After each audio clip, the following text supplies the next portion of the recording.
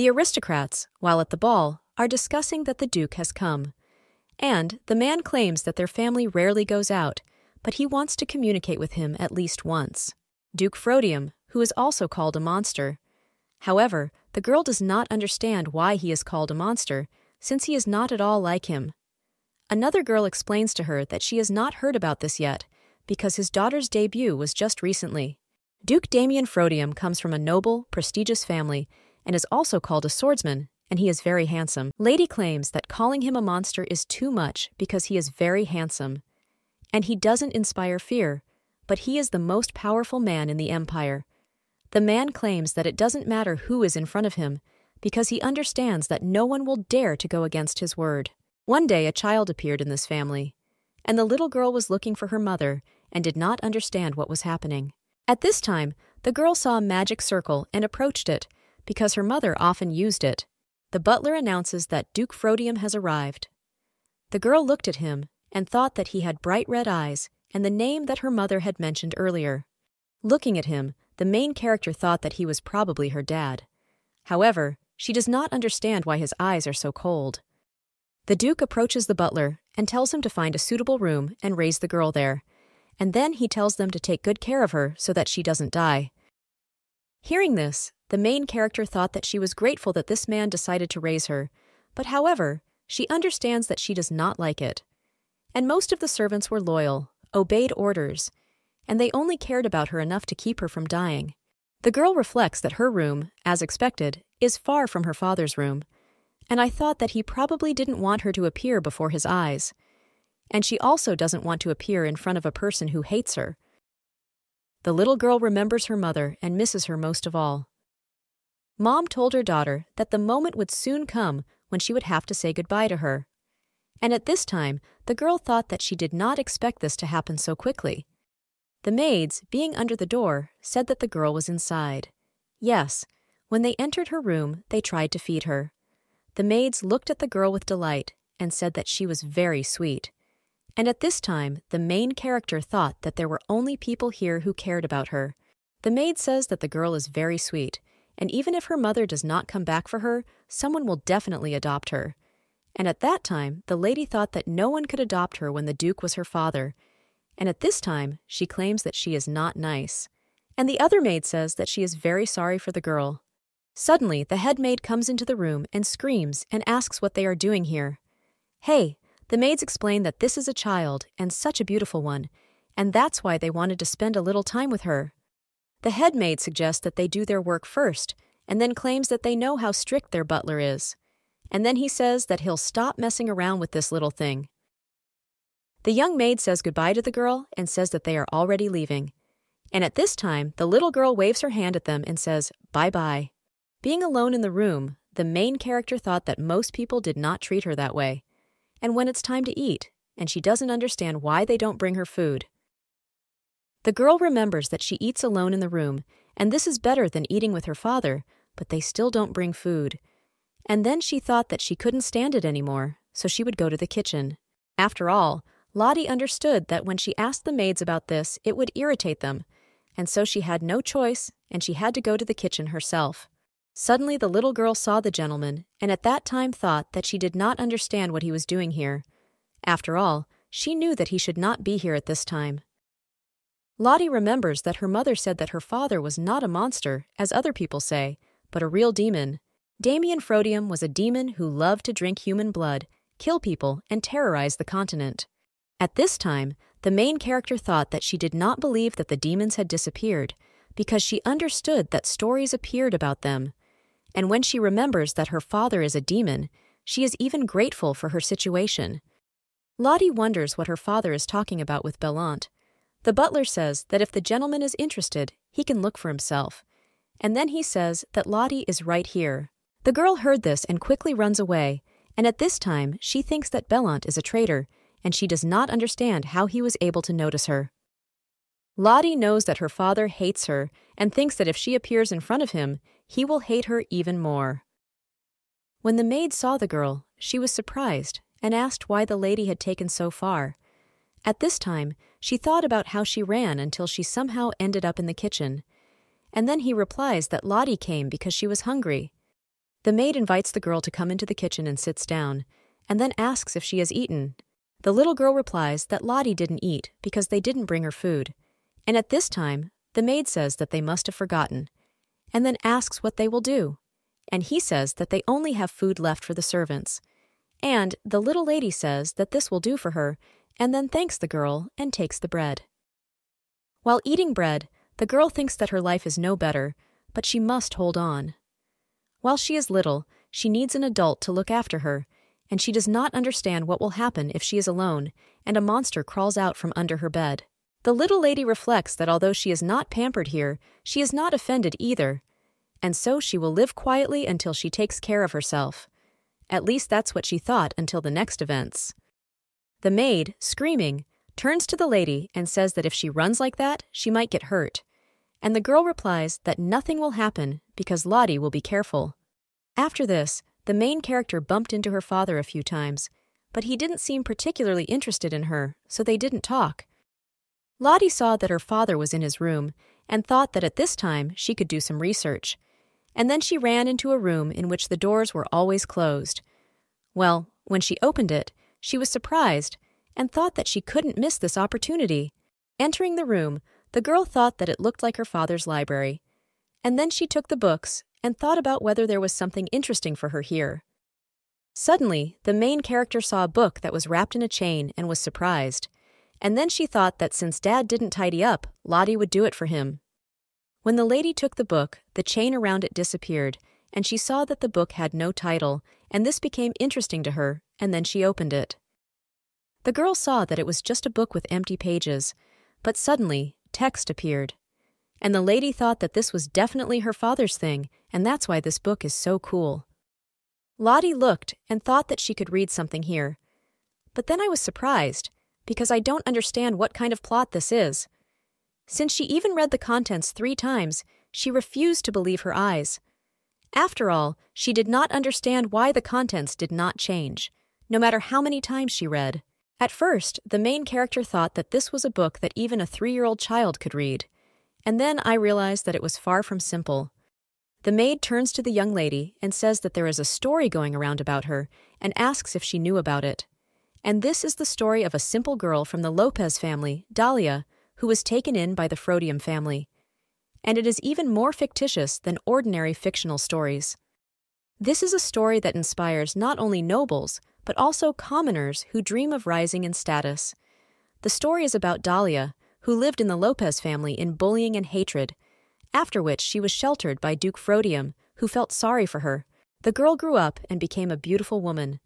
However, Dahlia once found herself in a dangerous situation and was saved by some marquis, and then they fell in love with each other. The girl reflects that the stories about her lady, who is still studying, have gone so far, and it is very romantic. After all, many girls sympathize with her suffering. This story is about a girl growing up in misery who eventually finds her true love and happiness.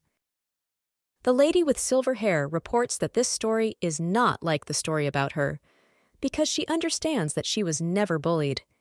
Hearing this, the maid asks if the lady is trying to protect her old family. Kind, angelic Dahlia thought that they didn't even know half of everything. However, despite her cold appearance, she is a gentle and warm girl. That's what everyone thought of her. The maid says that it would be nice if that girl was also added to the story, and she could be a villain. A girl with silver hair heard this, was surprised, and asked what kind of girl she was. The maid reports that this is the daughter of the Duke, who appeared before her, and in fact, there are many who have not yet heard of it, because it simply barely existed. And so, she is not even sure that this girl was the real daughter of the Duke. The young mistress reports that she is now interested and invites the maid to tell her more. The maid says that this girl is not the real daughter of the Duke and is not even adopted like her lady. And she reports that she was terrible, and if she had her way, she would have become the ideal villain in the story about her good lady. The story seemed like a fairy tale because her peers liked those, where the doll-like heroine, who did not show emotions, received love, learned to love and became happy. However, there is a problem. The main character is the so-called adopted daughter of Duke Frodium, and it's not that her story is very similar to hers. The main problem is His Highness, and the girl asks the Duke if she can ask her a question. The lady asks what is in this room and explains that the servants often told her not to go there. The gentleman replies that it was the room of his daughter, who died last year. And then she claims that none of the doctors could understand what was wrong with her, and she died for some time, being bedridden. The Duke suggests that the girl not go there just in case, and then explains that Lotalusha died at the age of 11, having spent her life battling an unknown illness. At this time, the main character, reading the book, thought that she would die just like that. However, she realizes that she is not sick, since she would be a corpse if she were. Lottie understands that she is still just a child, and even in a couple of years, she will be a child too. And at that time, I thought that she did not want to die, because she considered herself not even brave enough to sleep in the same room. The girl reflects on the fact that she has only stepped 1 foot into life, and she doesn't understand why the book says she has 8 years to live. And then she thought that she needed to calm down, because I believed all this only because the book had the same name, and she wonders if it could just be a coincidence. Lottie knows that her father is popularly known as Duke Monster, and so it would be strange to see this nickname in the book. At this time, the main character thought that she had only been here for a few months, and many in the castles did not even know about her existence. And she reflects on the fact that rumors could not just spread about her, because she is the Duke's secret daughter, whom only a few in the castle know about. Suddenly the girl heard that someone was coming, and then she looked at the book and thought that this book was on fire. She saw the Duke asking who allowed her to enter his library. Lottie looked at him and thought that he could have simply called out to her and did not understand why he should have set the book on fire, since she could have been hurt at that time. And she realizes that the most unfortunate thing about all this is that her dad, apparently, will treat his adopted daughter well when she dies. At this time, the girl became sad that she would die, since there would still be bad rumors about her. Suddenly, the main character realized that since her death was already predetermined, then she would die no matter what she did. And then he replies that Lottie came in because she wanted to. And at that time, I remembered that the book said that my father was evil. The main character asks what if this was an important book, and at that time I thought that in this case she could do whatever she wanted. The father replies that he can understand this from afar, and then says that there are no important things in this place. Hearing this, the girl was surprised because this room is his library, and then she looked at her father and thought that she didn't understand why he was smiling and thought that he must have gone crazy with anger. The main character thought that this was the first time she had seen her dad smile like that, and at that time, I thought that maybe his brain had burned out along with the book. The gentleman comes up to the girl and smiles, and she thought about what interests her, since he is probably one of those who finds interest in others. The father turns to the lady and says that she's been acting like a quiet woman all this time and asks if this is not so. The girl thought about how Daddy thought she was a quiet child, and then asks if Lottie shouldn't have kept her mouth shut and fit in this whole time. Damien says she seems to have done a great job with it, and then he takes her in his arms and says that he will first give her a role in this family since she is his daughter. At this time, the main character thought that she did not expect this. At this time, the father turns to Veronica and tells her that he relies on her, and then he explains that the little lady needs a godmother.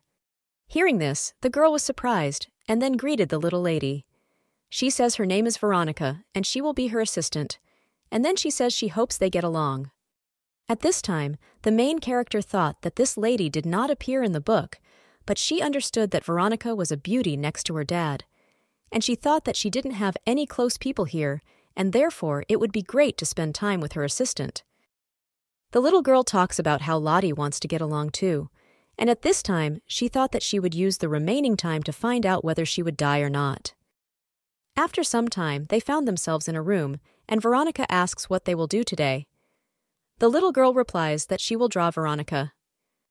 Late in the evening, Veronica turns to the little lady and says that she played a lot today and therefore must be tired, and then wishes her kind words. At this time, the main character thought that she did not have time to be alone, since this lady was always next to her. Since then, Lottie has always been with Veronica and understood that this girl had always been a busy person before. Suddenly, the main character remembered that she had decided that she would live as she wanted before dying. And at this time, she understands that she does not want to plunge into eternal sleep. And she thought that she should read this book again before she forgot its contents. Lottie realizes she has some time before lunch with Daddy. And then she tells Veronica that she will play under the blanket, and therefore suggests not to disturb her. The main character of the book is Dahlia. One day, she was adopted by Duke Frodium for no known reason, and in less than a year of living with their Duke, she was transferred to the academy, and there she met her lover. In a dying world where demons wreaked havoc, they did not save the world and did not sacrifice themselves for the sake of the world. These two existed only for each other. And at this time, the main character thought, what about her? Because she understood that after her death, there was no mention of her, no history. The only mention was to compare Dahlia to the Duke's dead daughter. The girl understands that, following the book, her illness is incurable, and she cannot avoid death. Dad, she understands that there is nothing in this book that will help her, and she wondered if in reality everything would be exactly as in the book. However, Lottie realizes that it is strange that demons should suddenly appear and destroy their world, and she understands that now demons cannot appear either, and the future in the book is simply fictional, and she will not die from the disease, or the future in the book is true, and the demons that have already disappeared will appear again one day. The lady understands that if the choice were hers, she would choose the first option, because the second option is too tragic, but it will be after her death, and somehow she doesn't care. Veronica turns to the little lady and tells her that if she is hungry, they can go eat, and then he says that you can eat a little earlier one day. When the girl heard this, she was surprised and asked if it was true. And then she thinks that then she won't have to eat with Dad, and that's why she seems to be doing great because she likes to eat alone. The little lady thought that today she would eat alone and then ask that food be brought to her room like before. But when they sat down at the table, she saw Dad and thought that she didn't understand why he came so early because she read him as a busy man, and I thought that maybe Dad would be more comfortable eating alone. The girl reflects on the fact that a lot of things have changed that happened in the library. The Count turns to the girl and asks why his daughter, who is always late for lunch, came so early. The little lady replies that Lottie is hungry, and then he asks if Dad is busy and says that he usually works at this time. The gentleman reports that he can find time for lunch with his daughter. Hearing this, Veronica was surprised, because since when did he have free time, and asks about it. The father asks the girl if she is really very hungry, and then he says that seeing this, he gets the impression that the servants working in the kitchen are not fulfilling their duties at all. The maid brought lunch, and this time the girl thought that she was about to eat well. But suddenly, she doesn't understand why the knife doesn't cut, and I thought that when she eats outside the room, her hands don't feel like they belong to her. However, the lady realizes that the problem may not be with the knife, and at this time, the knife jumps out and falls right in the father's face. Seeing this, the girl was very scared. People call Duke Frodium the Monster Duke because his true nature is evil and cruel, and he is a true demon. He is a cold man who would not shed a tear even if he was pierced by a sword. At this time, the main character thought that even if there were such rumors, it couldn't be that her daddy didn't feel pain. And then, screaming, she says that she doesn't understand what she's done and says that there's blood on Daddy's check. The little lady runs to her dad and at that time falls. However, she does not understand why she fell, because she feels that it is not the floor, because it is very soft. The father asks his daughter if she is okay, and the girl replies that she is fine, and at that time, she thought that she needed to take care of her father's wound. The Duke suggests that the lady be more careful next time, and the little girl says she's sorry she hurt her daddy, and at that time, she thought that he must be more angry than she thought. Her father says he was worried about her and then pats her on the head. At this time, the girl thought that he was not angry, but worried about her. The main character reflects on the fact that she thought her daddy hated her, but it seems she thought it wrong. And he reflects on the fact that he doesn't hate her, but he still doesn't understand why he was so cold when they first met. The girl understands that Dad got hurt because of her, and then she remembers how her mother relieved her pain. When she was lying in bed, her mother said that she got sick again because she did not listen to her, and the little lady screaming says that she hates her mother. However, the lady claims that she loves Lottie. Mom says that since she is so sick, maybe she should use spells on her. The main character hugs her father and then touches his cheek and says that the pain has gone away. However, at this time she thought that she did not understand why Dad was not answering, and she asked why the spell did not work. The father replies that the spell worked and reports that the pain has passed. And at that time, the girl thought that if the spell worked, it means that she inherited her mother's magical power. The Duke invites his daughter to return to her place and then asks if she doesn't hate him. Hearing this, the lady doesn't understand where Dad got it from because she thought it was the other way around. Lottie reflects that Dad had many reasons to think this way, just like she did. After all, she understood that the services were always afraid of Dad, and therefore she behaved cautiously, but she did not hate him and tells him about it. The father agrees with his daughter and invites her to sit down and eat. At this time, the girl looked at the table and did not understand when he managed to cut it all, and then he says that Lottie will happily eat.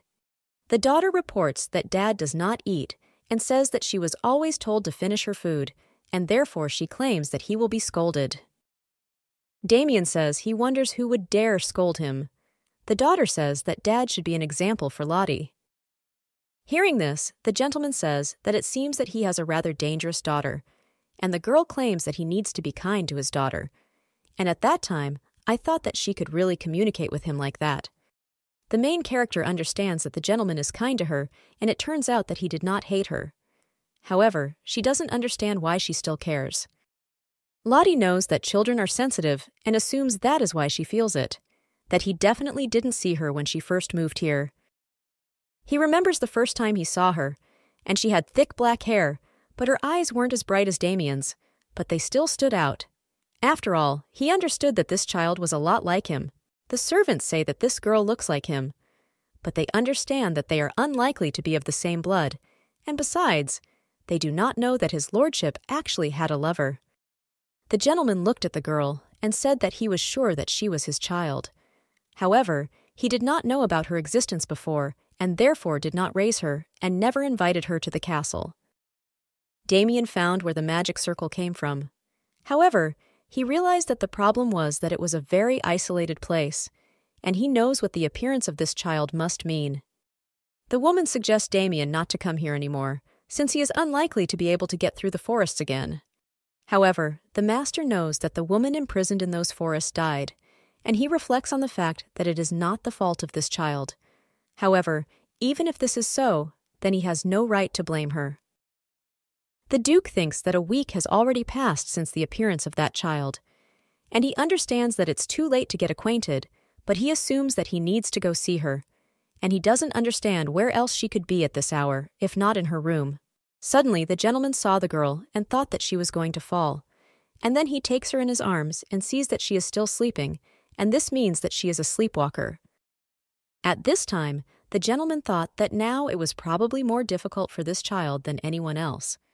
And he also remembers that this girl always came up behind him and hid or ran away from him. Damien reflects on the fact that this child hates him.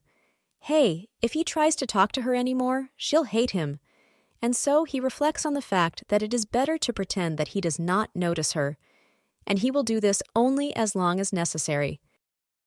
The father looked at the girl and said that today she had wandered quite far. Then, because of her sleepwalking, I had to look for her everywhere, and then he makes her a bed and says that it's cold here. The Duke knows that his daughter Lucia is known to the public as a child without manners, and he thinks that there is no reason for her to learn etiquette at that age, and she never complained. The gentleman reflected that it would be wrong to force a child to become serious, because at this age, the most important thing is to have fun. The father asks his daughter why she ran away, and then wonders what would have happened if he had not caught her. The girl replies that he caught her so easily, and that's why she always knows that Daddy will take care of her. Hearing this, the gentleman agrees with her. Damien doesn't know how much longer he can protect her. After all, he knows that she will someday grow up and won't be locked up in this castle, and that's why he can't let his daughter hate him. The little lady turns to Veronica and invites her to read a book for her, and the lady agrees with her and says that this is the book they read last time. The main character understands that she can easily read such books, but sometimes she just wants to fool around. And she understands that she cannot behave like that around her dad. And then he tells Veronica that if she is busy, they can only read 10 pages. However, the lady tells her that she has a lot of free time. At this time, Lottie thought that she expected that Veronica was an unusual woman, because she worked personally for Dad. However, she didn't know that this woman was his personal assistant, and she wonders if it's normal that she spends so much time on her, and she doesn't mind, because she likes this girl. Veronica reads that people have gathered all their strength to fight evil demons, and then the girl says that Veronica is not evil, and the nanny claims that what she says is true. And then, screaming, she asks how she knows. The girl replies that she understood immediately, and therefore believes that this is not a problem. Veronica agrees with her and says that it's just that usually only demons are able to distinguish other demons. And at that time, I thought that although the master accepted her, there was no evidence that she was actually his blood daughter, because she was sure that this girl was an ordinary person. Veronica says that her lady can see this is actually very rare. In the past, when demons ruled almost everything, there were only a few people who could distinguish between them. And Veronica reports that her lady must be one of them, and therefore she will continue to read. The nanny reads that in the north there lived a witch as cold as winter, capable of freezing anything. And at that time, the girl thought that this was the place where she and her mother lived, and until today, she had not even imagined that her mother was the witch of winter. At this time, the main character thought that her mother was not at all cold, like winter, and she didn't really know anything about the forests, except that it was always winter there. However, for her mother was rather bright, like the summer she read about in the book. Veronica reports that it is already late, and then closes the book and reports that they have finished reading for today. Poe then reports that the lady is going for a walk with the master this evening. Nanny says that the weather is fine today, but she understands that her lady has such a small choice of clothes. However, the girl says that she really likes the clothes she's wearing now. However, Veronica objects and says that she has already worn this, and then says that this will be her first time going out in public, and it is not suitable for her to wear old clothes. The girl asks the nanny if she knows where Lottie's dad will take her, and the lady replies that she is not sure, but assumes that he wants to buy her new clothes. And then he says that if the girl wants to go somewhere, she can tell the master about it. Walking along the corridor, the main character saw the maids and thought that they were talking about her again. The maid says that this girl is so impudent, even though she most likely is not the real daughter of the Duke. Hearing this, the girl invites Veronica to put her on the floor. Then the main character turns to the maids and asks what they are chatting about so much.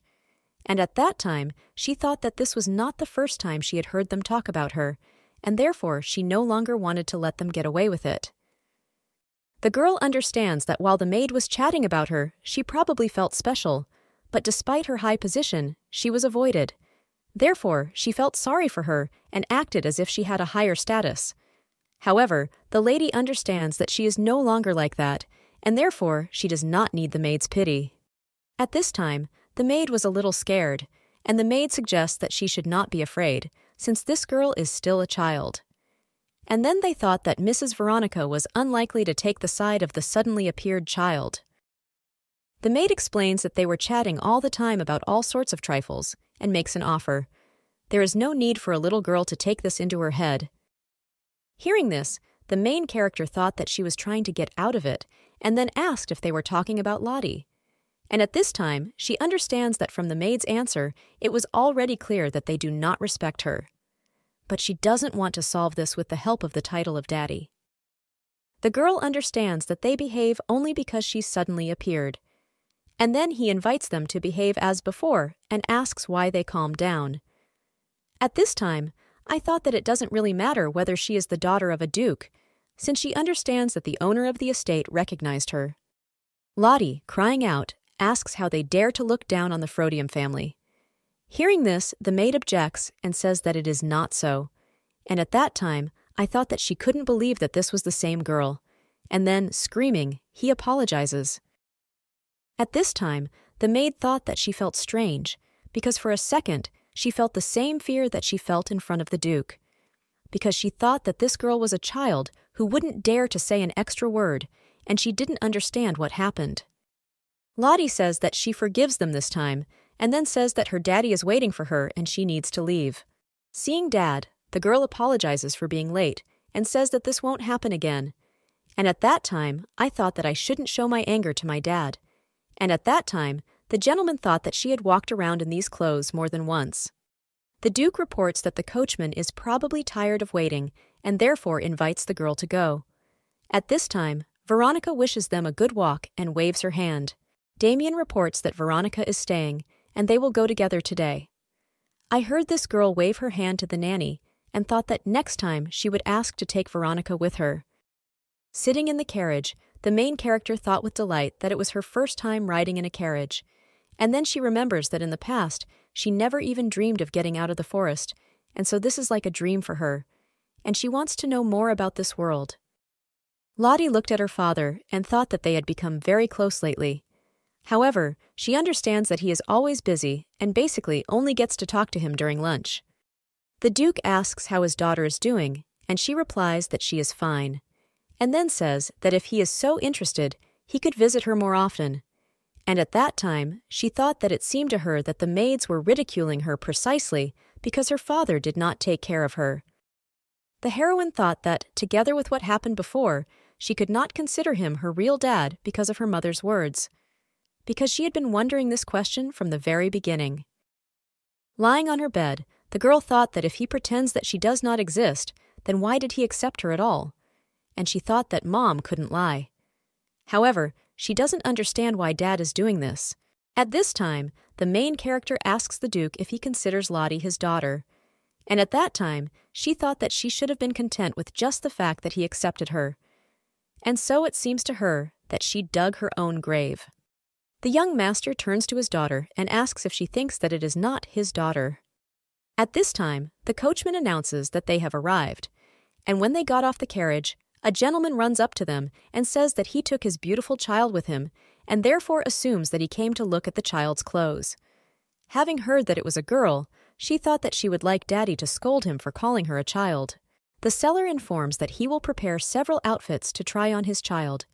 Having heard this, the girl replies that she prefers convenience over style. The man replies that their clothes are enchanted with special spells, and therefore they will be unusually comfortable. And then he shows me the outfits and tells me to try them on. The main character has put on several outfits, and the gentleman claims that everything suits her. And then he says that everyone says that clothes give wings, but today he saw that the real angel is the one who is in them. Hearing this girl objects that she contains the demon's daughter. The gentleman says that it is almost summer, and therefore he suggests concentrating on summer clothes. And the little lady thought that this was tiring her, and she would like to stop trying on clothes. At this time, Dad reports that the fitting can be completed. Hearing this, the daughter was happy and thought that she loved him. The seller asks what the gentleman liked, and he answers that all the clothes they tried on, and then he orders the clothes to be prepared as quickly as possible. At this time, the daughter runs up to Daddy and reports that if he buys everything, he will spend a lot of money. Hearing this, the Duke asks if she has anything to do with money. The main character recalls that Veronica taught her that money can be exchanged for a limited number of things. And also, no matter how much candy the young lady wants, they need to be taken care of, because there is a limited number of them. And then the girl claims that this is exactly how she was taught. Dad says that he will buy everything here.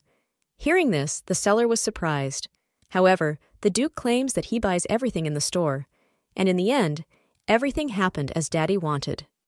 And the seller announces that he will alter the clothes and send them to his estate. Having heard this, the girl was happy and thought that now they would go home. While packing the clothes, the seller asks the gentleman if he is doing this for charity.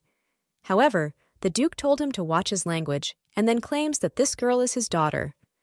The seller apologizes and says that he did not know that this girl was an adopted daughter.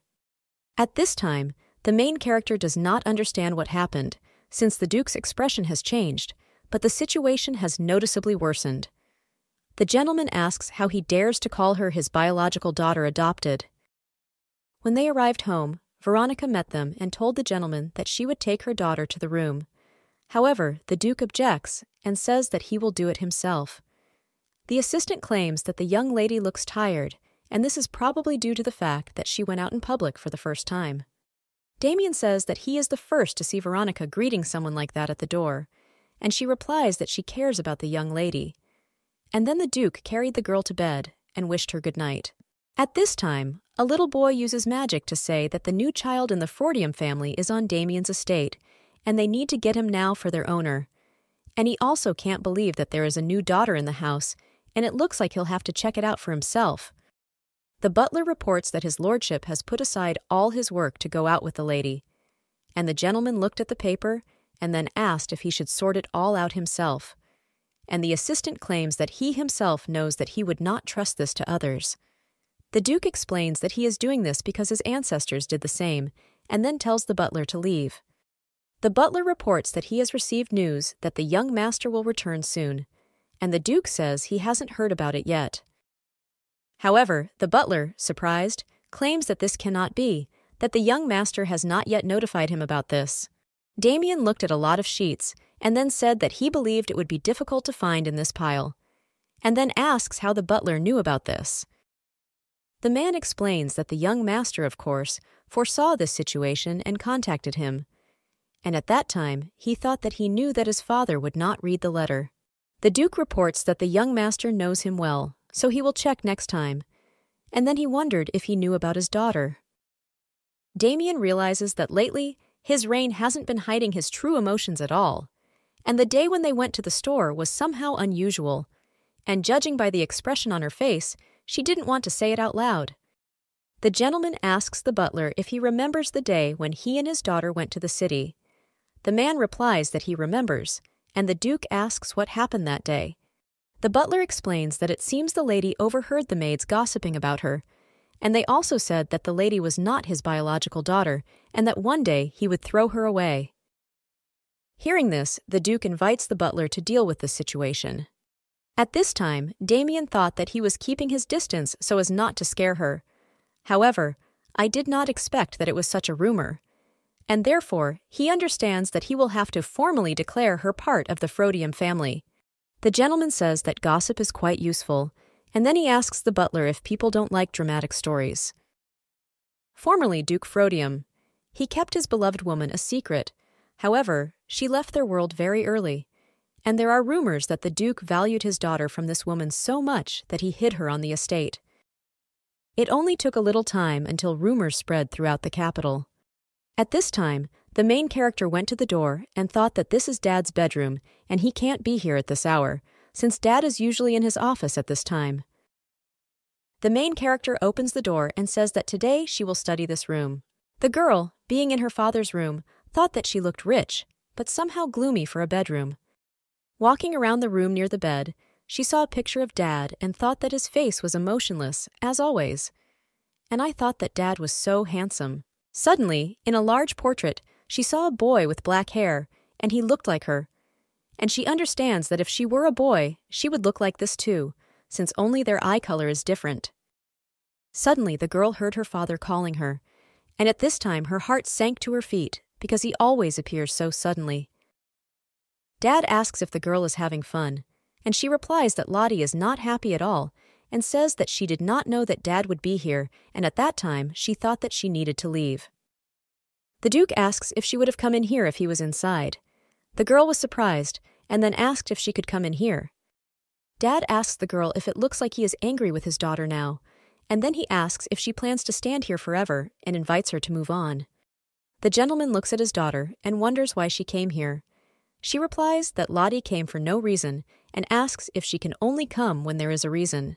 The Duke claims that there is nothing of the kind, since there are no places on this estate where his daughter cannot enter. The girl is surprised to hear this, and then asks if she can go wherever she wants, even if the room is closed. The gentleman claims that even if the room is closed, no one dares to forbid her to enter somewhere. The butler announces that he is coming in, and says that it is not surprising that his lordship asked for desserts. The girl was surprised when she heard this, and then asked if Dad asked her to bring it. The man explains that his lordship seemed to be thinking about his little lady. When the girl heard this, she thought about what she had already said, that she did not like being called little. However, she likes Balint and will forgive him this time. The little lady takes the treats and then invites Daddy to open his mouth and say, And at that time, she thought about why he didn't open his mouth, and her hand was already going numb. Suddenly, the little lady thought that demons couldn't eat desserts. But the Duke ate one cake, and the girl said fine, because now her hand no longer hurts. The butler reports that he should have eaten dessert faster because his lady's hand hurt. At this time, Damien does not understand how his daughter knows so much about demons. At this time, Lottie is informed that she knows the answer, and the demons do not have enough blood and tears. Dad says he won't deny it, and the girl says that maybe she needs to cross Daddy off this list. Hearing this, Balint wonders if she can have him too. At this time, the main character thought that she didn't really know anything anymore. After all, everything she knows was in this book, and she doesn't know a lot because Daddy wasn't the main character in her, and he barely mentions demons. Lotta Lucia realizes that she doesn't know anything about Daddy at all. The Duke asks the girl if he should tell her something else, and my daughter answers that she is interested. Suddenly, the butler covers her ears with his palms and says that his lady should only know and hear good things. The gentleman says that Balint and Dad are not evil at all, and besides the fact that she already knows a little of everything. Demons are aggressive creatures who love to drink blood. Hearing this, the girl asks if blood is not a myth. The butler closes the gentleman's mouth and says that he doesn't want the ladies to be afraid of them, and it's enough for her to know and worry about all this. And then she says that of the demons here, she will meet only them. Hearing this, the lady does not understand what he wanted to say, and judging by his face, he doesn't want her to find out more about demons, which means she can't get information out of him. Dad reports that there is some kind of barrier. Hearing this, Balint asks His Majesty in surprise if he is going to tell this to the young lady, and the gentleman says that he sees no reason not to tell, and especially since he himself said that there are no other demons here. The butler claims that the young lady is only human, and people are not supposed to know that they are not the highest stage of evolution. And then he looked at the girl and thought that she was sad and he didn't understand what to do. The young mistress reports that Lottie wants to know more. The gentleman says that in short, demons cannot get here because of the barrier. After all, once upon a time magical creatures could cross worlds and cause chaos everywhere. But everything changed thanks to Disaptio's shield. When the girl heard this, she thought that this probably happened earlier than the story Veronica was talking about, and she doesn't understand how Dad is still alive, since the shield has already been installed, and he is a demon.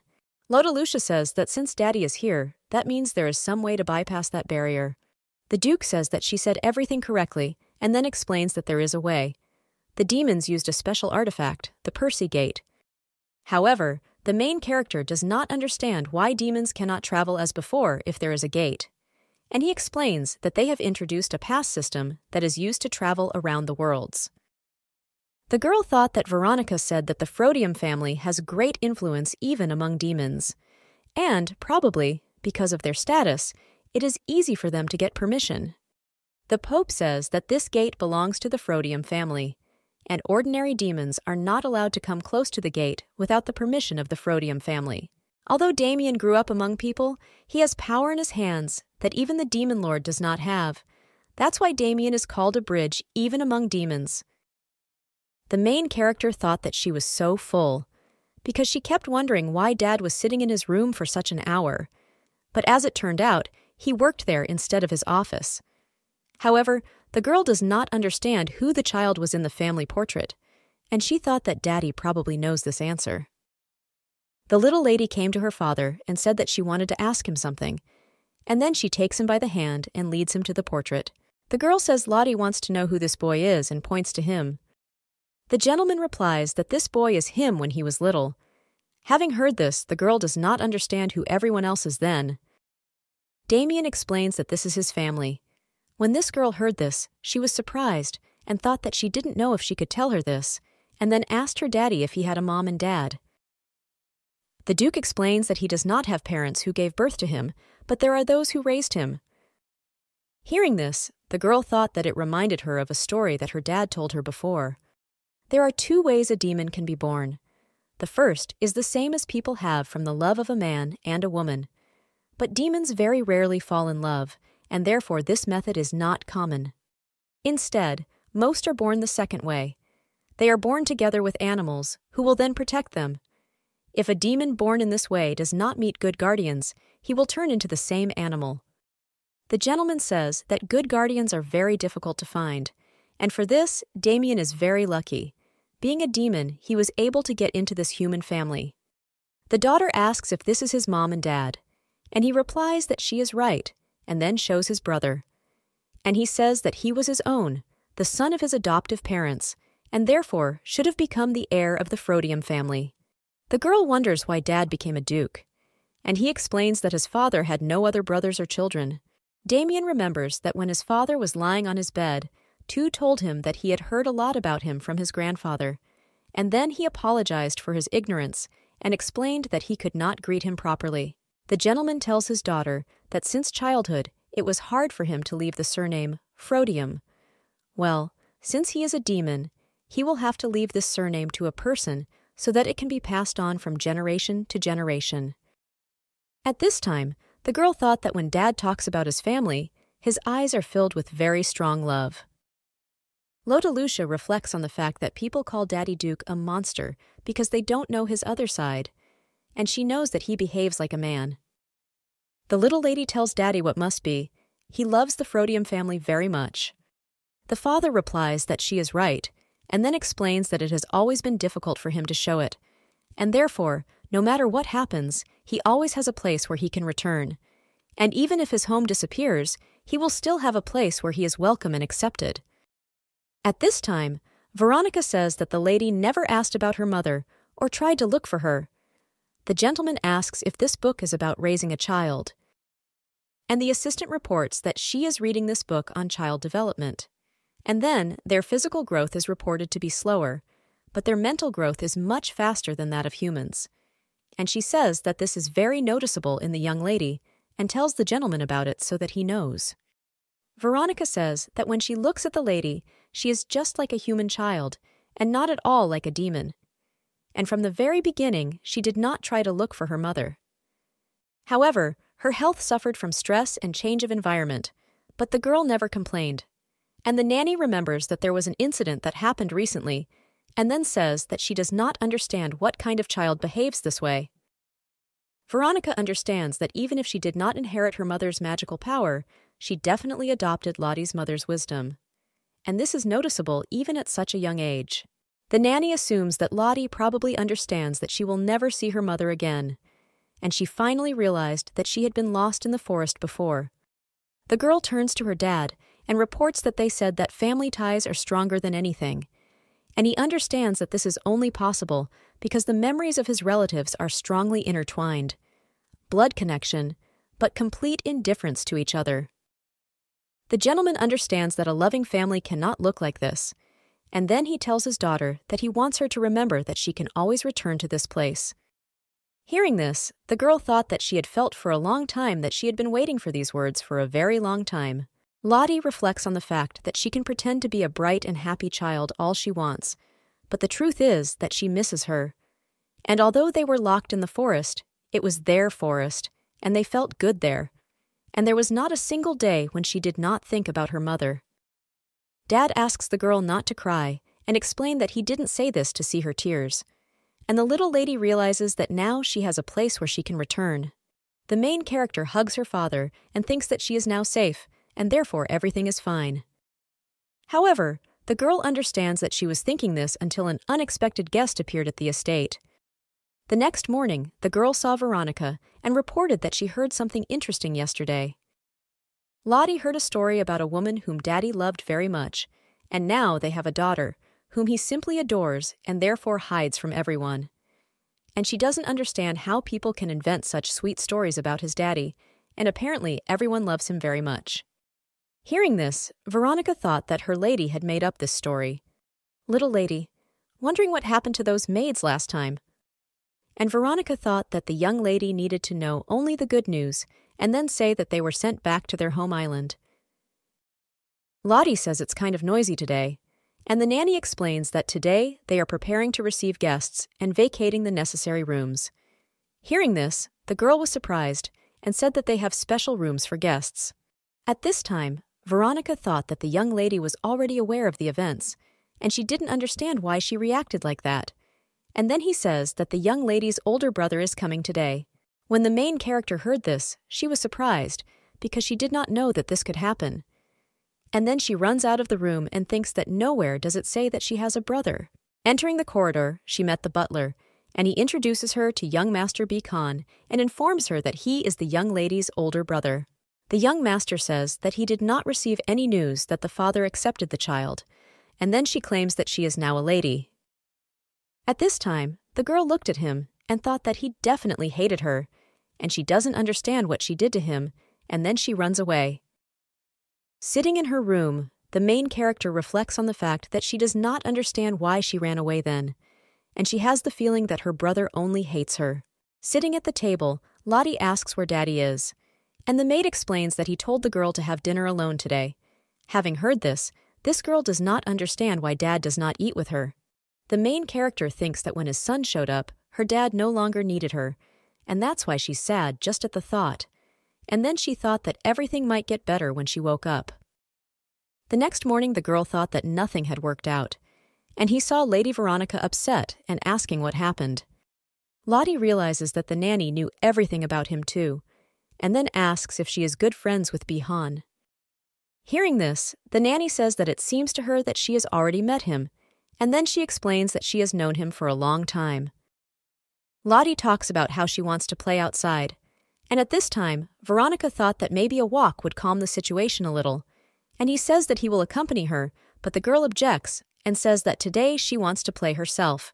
Coming out of her room, the main character thought that she did not expect to meet her brother as soon as she crossed the threshold of the room. And at that time, I thought that now she wants to go back. The young master touches her hair and says that he finds it strange, but the girl hits him on the hand, and he says that no matter how you look at it, she's not Dad's taste, and he says that Dad likes blonde hair better. And also the brother claims that Dad loves blue eyes, not red, and he says that he doesn't understand how she got here. At this time, Lottie thought that he was making Dad look bad, and then he says that Lottie isn't interested, and that's bullshit. And then he says that she's Daddy's daughter, and he says that she doesn't want to talk to him and invites him to leave. Bihan reports that she doesn't seem useful at all, and he wonders why Daddy accepted her into the family. Hearing this, the girl thought that he was strange and was infuriating her, and he still wouldn't get rid of her. The main character approaches her brother and says that he said something about tastes and benefits, but there is no need for a specific reason because she is his daughter, and then asks if he's here for a reason. Bihan claims he is special, and at that time the girl thought that his words sounded to her as if she had been picked up from the street, and he was not like that and therefore different from her. Entering his room, the young master reports that it has not changed last time. Bihan rubbed his finger on the table and said that there was no speck of dust, and that was good, because he had warned about his arrival in advance, and he thought that what he had said was true. The boy reflects on the fact that while his father was busy with the affairs of the empire, he was doing everything related to magic, and in recent days, his workload has increased greatly. The young master thinks that this is the first time he has done something like this, and his father is fine. After all, just in case, he used magic to monitor the estate, and he looked around and then returned.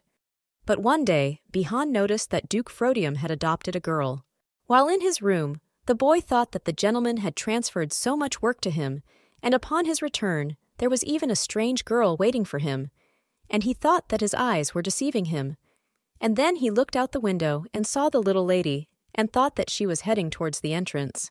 At this time, the young master thought that the lady was planning to run away because of what had happened, and she thought that he would remain in this family at any cost, and she was ready to get rid of the surname Frodium because of some stupidity. Lying in his bed, Bihan says that nothing will happen anyway, since the gate is now closed and he has fallen asleep. A few hours later, the young gentleman gets out of bed and says that he left the entrance to the terrace open, and then he wondered if Lottie was back. The boy thinks that this should not worry him, but if his sister does not return, she will get caught in the rain, and he doesn't understand why he should worry about this since she is a child receiving the care of her father. Bihan thinks that if the lady gets caught in the rain, she won't die. However, he understands that she can die since she is a person. At this time, the main character hid under a bush because it started to rain. The girl was mistaken when she began to look for shelter from the rain because she thought that the rain would pass quickly and stop. However, Lottie realizes that the rain will not stop soon, and she doesn't know how long she will have to hang around there. And when she returns, she will again be of no use to anyone because of Bihan. The lady understands that the rain will not stop for a long time, and no one will know that she is here, and no one will come for her. Suddenly, the girl heard Bihan's voice, who said that he did not find it. And then he gave her his cloak and said that now she has something to cover herself with. At this time, the boy thought that thanks to the fact that his sister had found a suitable place, she did not get wet as much as he thought, and therefore, he thinks it will be good. Bihan invites the girl to go back, since the rain has already stopped.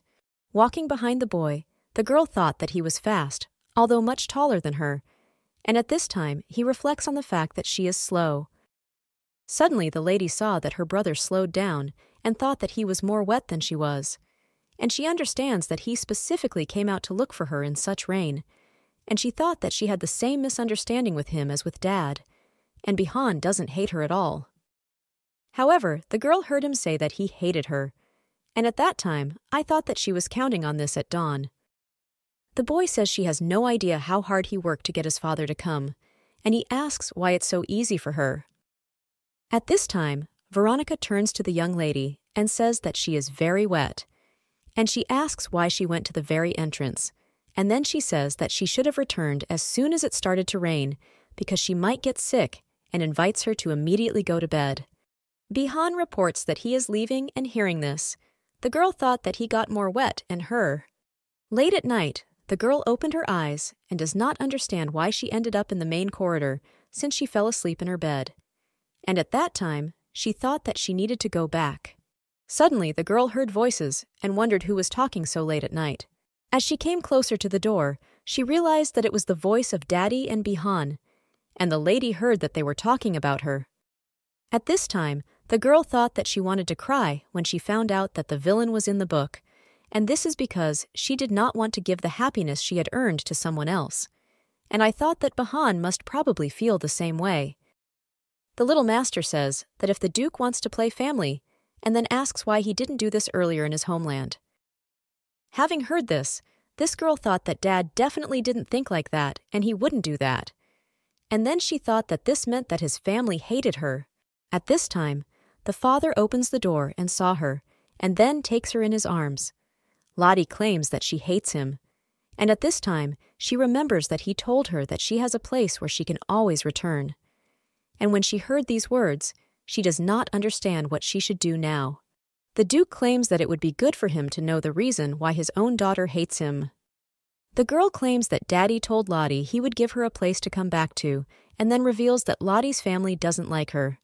The father tells the girl not to cry anymore, and then asks who told his daughter that she is not loved in this family. And at that time, he thought that he seemed to understand what was happening between Bihan and his daughter. Damien suggests to the little lady not to pay attention to him. Hearing this, the main character was surprised, because she understands that they live under the same roof, and this is useless advice. The Duke informs the girl that he will explain everything to her, and then says that Bihan is not his own son, and he is not even adopted. Hearing this, the girl became interested in what he was talking about because she could not believe that this boy was not his son. And even if this is so, she doesn't understand how she can't help but pay attention to him. However, he reflects that this is only possible if one of them leaves this place. The next morning, the girl thought that Veronica was not here yet, and then she heard someone knocking on her door, and she thought that her assistant had come. But when she opened the door, she saw Bihan, and she wondered what he was doing here. 5 minutes before this, the young gentleman was talking with Veronica, who told him that this girl was the Duke's own daughter. Well, when he heard this, he thought that she was not in the same position as him. The boy reflects that the birth of a child in itself is very rare among demons, so the demons find outstanding noble children and train them, and later they offer their powers to this child. Bihan understands that Veronica and he are so chosen, that's why they are always close to Damien. And he knows that he was Damien's recognized master, and that's why Bihan doesn't like that such and such a child has taken his place. And he never thought that he would envy her. However, the young master realizes that this is why there is a problem, because he misunderstood everything in the first place. And then he asks Veronica if she knows where the young lady is now. Meanwhile, Bihan looks at the young lady and asks if she would mind if he came in. Having heard this, the girl does not understand why he speaks so formally. However, she understands that he knows who she is and, having heard the truth, decided to find out their relationship. The young master tells the girl that he could not even think that Master Damien had a biological daughter, and therefore he sincerely apologizes for the misunderstanding between them. Lottie replies that there is no need to bow, because she was not offended at all and everything is fine. At this time, the boy thought that she was vulnerable to apologies, and the lady reports that Lottie didn't even think about harboring a grudge against him, and at this time I thought that she was his rival, but even so he went to look for her in the rain.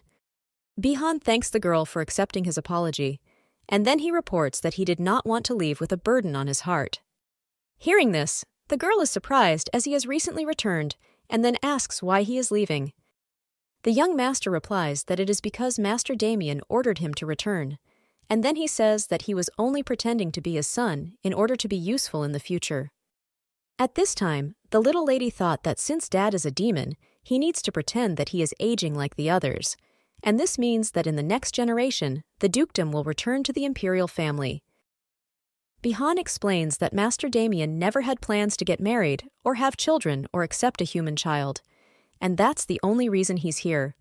After all, he was chosen by him as a suitable heir, and his role is to inherit the name Frodium in the future. At this time, the main character thought that he now has no reason to stay here because of her, and then he says that he still considers him Daddy's son and asks why he doesn't stay here, and she thought that she liked that Bihan would have to leave because of her. The young master tells the girl not to worry and explains that he has no reason to return, because after a while they will spread a rumor that he has disappeared or died, and then he claims that his lady won't have to worry about him anymore. Hearing this, the main character was surprised, and then claims that Lottie never said anything like that. And at that time, she thought that she didn't need a brother, but she didn't want to take Bihan's place, even if his place was just a fiction. The little lady asks the boy not to leave, and says that they can just live together like brother and sister, and then she says that having an older brother wouldn't hurt her. The girl saw Bihan's surprised face, and then asks if he doesn't like being Lottie's brother. The young master claims that this is not the case, and explains that he is simply not the master's son. At this time, the girl takes him by the hands and says that everyone considers him Daddy's child. And at that time, I thought that I wouldn't force him. Lottie reflects on the fact that from the very beginning, Bihan did not understand his relationship with Daddy and hated her, and in vain, she thought that he would accept her after that. The boy claims that his only goal was to play his role well, since he and his father were not connected by blood. And he doesn't know what it's like to have a family, but part of him is starting to want it. And then he says that she is his little sister, and says that maybe he will feel good in the so-called family. The next day, the main character heard that her brother had left and did not understand why he did this, since yesterday he said that he would be her brother. The father explains that he left because he had business to do and was only visiting for a while, and therefore he must finish his business. And besides, his daughter and Bihan did not get along. Lottie says he's right and then claims they've already made up. While in her room, the girl says that Bihan initially did not want to be her brother.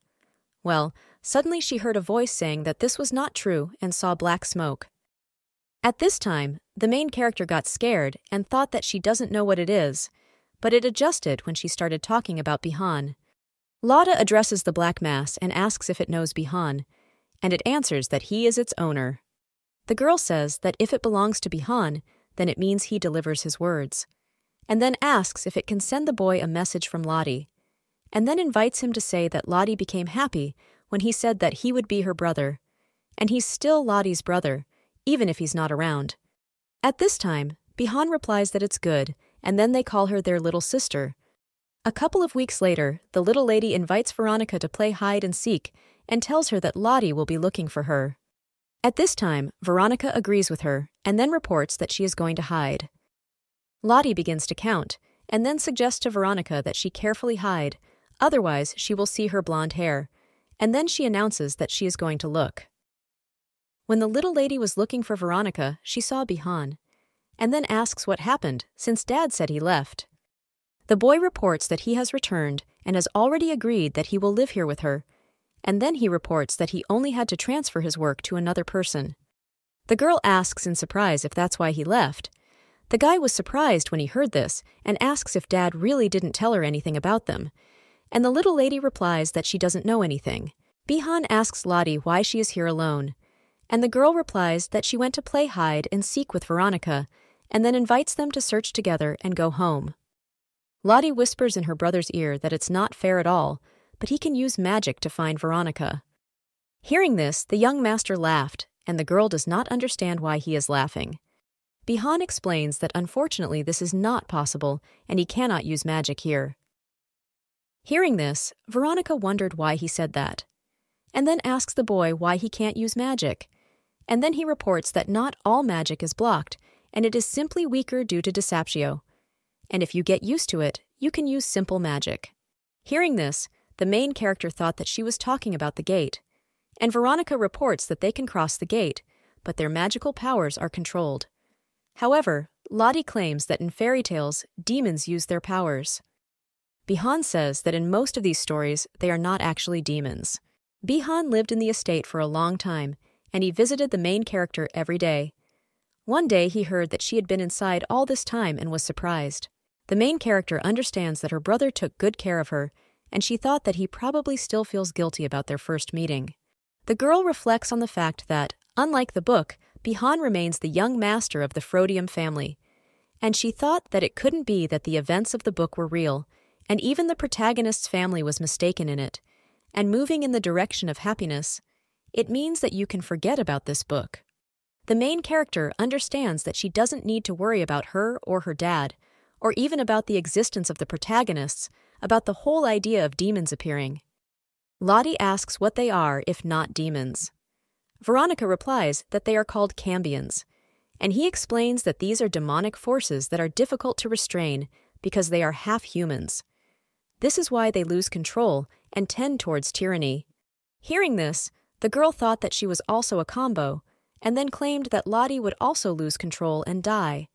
Veronica claims that her lady will be fine since she doesn't have those powers, and about those who lost control, there are only rumors so far. The main character claims that this is good, and at that time, she thought that she was not her daddy's daughter due to her lack of strength, and reflects on the fact that her family still accepts her, even knowing this. Lottie asks if she will remain in the family even without magical powers. Bihan replies that of course, and he won't listen if she suddenly says that she doesn't want a brother. And of course, it doesn't matter what happens, because she will still be his lady. At this time, the main character thought that initially it was enough for her that her dad accepted her, but now she begins to hope for more. And she understands that this book was supposed to be her limitation so that she could live quietly and peacefully. However, she is glad that she found herself in this position. The girl reflects on the fact that the Frodium family is her home. At this time, Damien, being in his office, thought that he used to prepare a report on the work done immediately after the meeting and draw up an agenda for it, even realizing that it was not his job. The Duke, sitting in his office with his employees, reflects on the fact that he has had enough, since he finished on time, and now he needs to summarize the meeting and send them to the prince. At this time, his assistant thought that he was not going to prepare the report himself, and then asked if it seemed to the gentleman that he had not finished earlier than usual today. And then he reports that it seems that this is because of his concern for the little duchess. At this time, the worker realizes that he also heard rumors about the little duchess, and he thought that he could try to use guys the duchess's age to make friends. After all, he understands that this is risky, since the girl's character does not seem bad, but he can try it once. The man understands that thanks to this, he will have a connection with the ducal family. Then their family can also benefit. And then he smiled and thought that those who are quick-witted will always win. Meanwhile, The Duke reflects that if he finishes work right now, he will have more time to spend with Lottie. The aristocrat turns to his lordship and asks if he is in a hurry to go home, and then claims that he always believed that work was everything to him. The man reports that the rumors were true, and the young duchess's daughter, the same age as him, is waiting at home for the Duke, and therefore he understands his feelings. At this time, Damien thought, since he understands everything, he can then unhook from him, and then he thought, since he also has a daughter, he can give him some advice. The Duke reflects on the fact that Lottie recently seems to have stopped looking for a catch in everything, and now behaves like a completely ordinary child. However, he understands that it's cute when she seems to be looking for a catch in his words and reacts funny. Damien thought that he just needed to know that his daughter was okay. Seeing Mr. Bellant, he asks in surprise what happened, since he came so quickly. The Duke replies that everything is fine, but the butler does not understand why he looks so angry, because he had never seen the gentleman express his emotions so clearly. Looking out the window, Damien reflects on the fact that today he doesn't particularly want to work, and he feels sorry for spending so much time on work when his daughter is waiting for him at home. And so he wants to quit all his work and go outside. Hearing this, Bellant asks in surprise if he is going to the demon world, and then he claims that this is impossible and invites him to think about the little duchess. The lady put on her new dress, and seeing her, Veronica reports that she is beautiful. The main character reports that Veronica is also very beautiful today, and the older brother suggests that the girl be careful not to fall. Bihan asks Lottie what kind of shoes she has. The girl explains that when she and her dad bought clothes, the owner gave them to them. Hearing this, the guy was surprised, and Lottie reports that they also ate some delicious food. Veronica became interested in what they ate and reports what she will ask to bring. The girl explains that she tried it for the first time, so she didn't remember the name, but she remembers that it was very sweet. Veronica asks if this means it was sweet and cold, and then says that she will ask to cook it. The main character asks that Bihan finds it difficult to be close to Veronica, hearing this finger, asking if it is noticeable, and then he explains that this is probably all because he came to Frodium later than Veronica. Hearing this, Lottie asks how Bihan ended up with the Frodiums, and then he says that Lottie just screwed up and is already here, and she invites him to tell him too, since she told everything. Bihan reports that he first wanted to find his rescuer and saw a girl who invited him to come to Frodium. Lottie asks who this man was, and she doesn't understand why she sent him to Daddy. The boy says that he does not know, and thought that if he became closer to his father, he would probably be able to get information. However, he could not. And then he says that it was not an adult, someone with dark hair and red eyes. Bihan informs that he is looking for this person so much, but he still cannot find him, and it seems that he does not want to reveal him to him. However, he understands that thanks to the rescuer, he met a good owner, and therefore he had a family. And this is enough for the boy now. Suddenly, Veronica came to them and asked what they were chatting about with such interest, and then he reports that she has already returned. Veronica brought ice cream and asks if this is what she was talking about earlier. Lottie says that's exactly it, and then she takes a spoon and eats the ice cream and says that it tastes amazing. When the main character ate ice cream, she reports that the weather outside is very good, and this relaxes her very much. Veronica reports that if the little lady is tired, she can go home. However, the girl objects and says that today the weather is too good to leave, and then says that she will just rest on the bench. Veronica reports that she will also stay outside since the weather is good. However, the girl says that if she wants to leave, she can do so. And at that time, she thought that she needed to lean back a little and rest. And then the girl fell asleep. At this time, the assistant, sitting at the table with the little gentleman, says that this is all because Lottie did not sleep this afternoon. Bihan says that his little sister also ran a lot today, and they suggest not waking her up. And when the main character woke up, she thought that she had fallen asleep for a while and saw Daddy and didn't understand what was happening here. The father reports that the children sleep so sweetly that even if you pick them up, they will not wake up. At this time, the girl thought that he wanted to take her in his arms and then quickly got to her feet. Lottie asks Dad why he came here, and then the father answers and points his finger at the window and says that his daughter can be clearly seen from there. Hearing this, the girl does not understand why he has such a strange answer, and then asks if he has anything to do. The Duke replies that he is the busiest man in the empire. However, the girl asks why he came when he saw Lottie and asks if he is bored. Bellant explains that the Duke came to spend time with the young lady, despite his huge busy schedule. Veronica assumes that her father came to make better friends with her, because I am sure that now Mr. Damien's priorities seem to have changed. At this time, the main character thought that if you look at how Dad behaves with her, then Veronica's words seem true, and maybe she should make fun of him a little, since he sat down in denial. And then the girl screams that she doesn't understand. How come Daddy has no friends at all, and asks if he really came to make friends with Lottie? The little lady invites her father to take a walk in the garden and then says that he was busy all this time, and therefore they could not do it. The father takes the girl in his arms and then invites her to hold on tight and sit on his neck.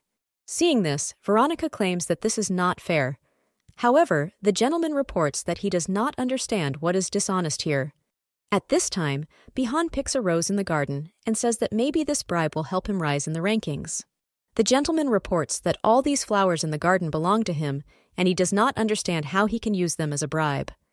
The girl turns to her dad and says that he is like a child, and then she says that Lottie decides here whether she wants to take a bribe. The main character says that Lottie likes the bribe, so she accepts it, and then she takes the rose and puts it in her hair. Veronica says that then she will give her a birthday present and asks when it will be. Hearing this, the girl was surprised and asked if demons also celebrate birthdays. And Bihan says that from today they have decided so. Lottie reveals that she doesn't know when her birthday is. However, there is a day that Lottie wants to remember, and this is the day when Mom said that she wished Lottie a happy birthday prematurely. The main character says that Lottie's birthday is the day of passage here, and at that time I thought about the day when she found herself in an unfamiliar place. The Duke reports that he will remember this, and he will help his daughter fill this day with good memories. The girl says that if it's a day with good memories, and he calls it a birthday, then for Lottie every day is a birthday, and she says with delight that she is happy here. This hot and noisy summer has come to an end, and the time has come for a wonderful golden autumn. The girl, surprised, invites Veronica to look up, since the tops of the trees have turned red, and she replies that the autumn leaves are very beautiful. Veronica asks the young lady if this is the first time she's going out in the fall, and she wonders if spring and summer were also the first for her. The girl replies that in the forest, Lottie had nothing but eternal cold, darkness, and snow, and at that time, I thought that summer was still too hot. Hearing this, the assistant thought that the lady was so sweet, and therefore she would not tell her that winter would come in a couple of months. At this time, the main character announces that she wants to leave only autumn and spring, since she really likes these seasons, and also winter, since it's her birthday. Veronica asks her lady what she would like for her birthday, and the girl replies that her birthday is still very far away. The assistant thought that when the birthday came around, she would probably forget what she asked for, so she could surprise her. And then she says that she wants to know this in advance. The young lady thought for a moment, and then, crying out, said that she did not know. And the nanny thought that she would come in quietly and ask what she wanted for her birthday. Lottie replies that she wants to do what all families do, and then she explains that she wants a family portrait, similar to the one in Daddy's room, or to go on a picnic together. Hearing this, Veronica says that Mr. Damien will gladly do all this for her, and at that time I thought that this could be immediately understood if you look at his attitude towards the young lady, and she also reflects on the fact that the girl seems to be worried that she has more things to do in the absence of the head of the family. Veronica reports that even if Mr. Damiana is not at his place of work for a while, she will not gain much, and I thought that if I added more, it wouldn't be a big deal, since the young lady was so happy. However, the main character objects and says that Veronica is also her family, and therefore she will do everything with them. Hearing this, the assistant thought that she also belonged to the lady's family. Veronica grew up in one of the few wealthy families in the demonic world, but with wealth comes weirdness. And for Veronica, who was stronger than all her brothers and sisters, this was especially noticeable, because for her, family is those who stand behind her with a knife. Year after year, the children of her family competed for the right to be called the best. Veronica hated the place and eventually left it.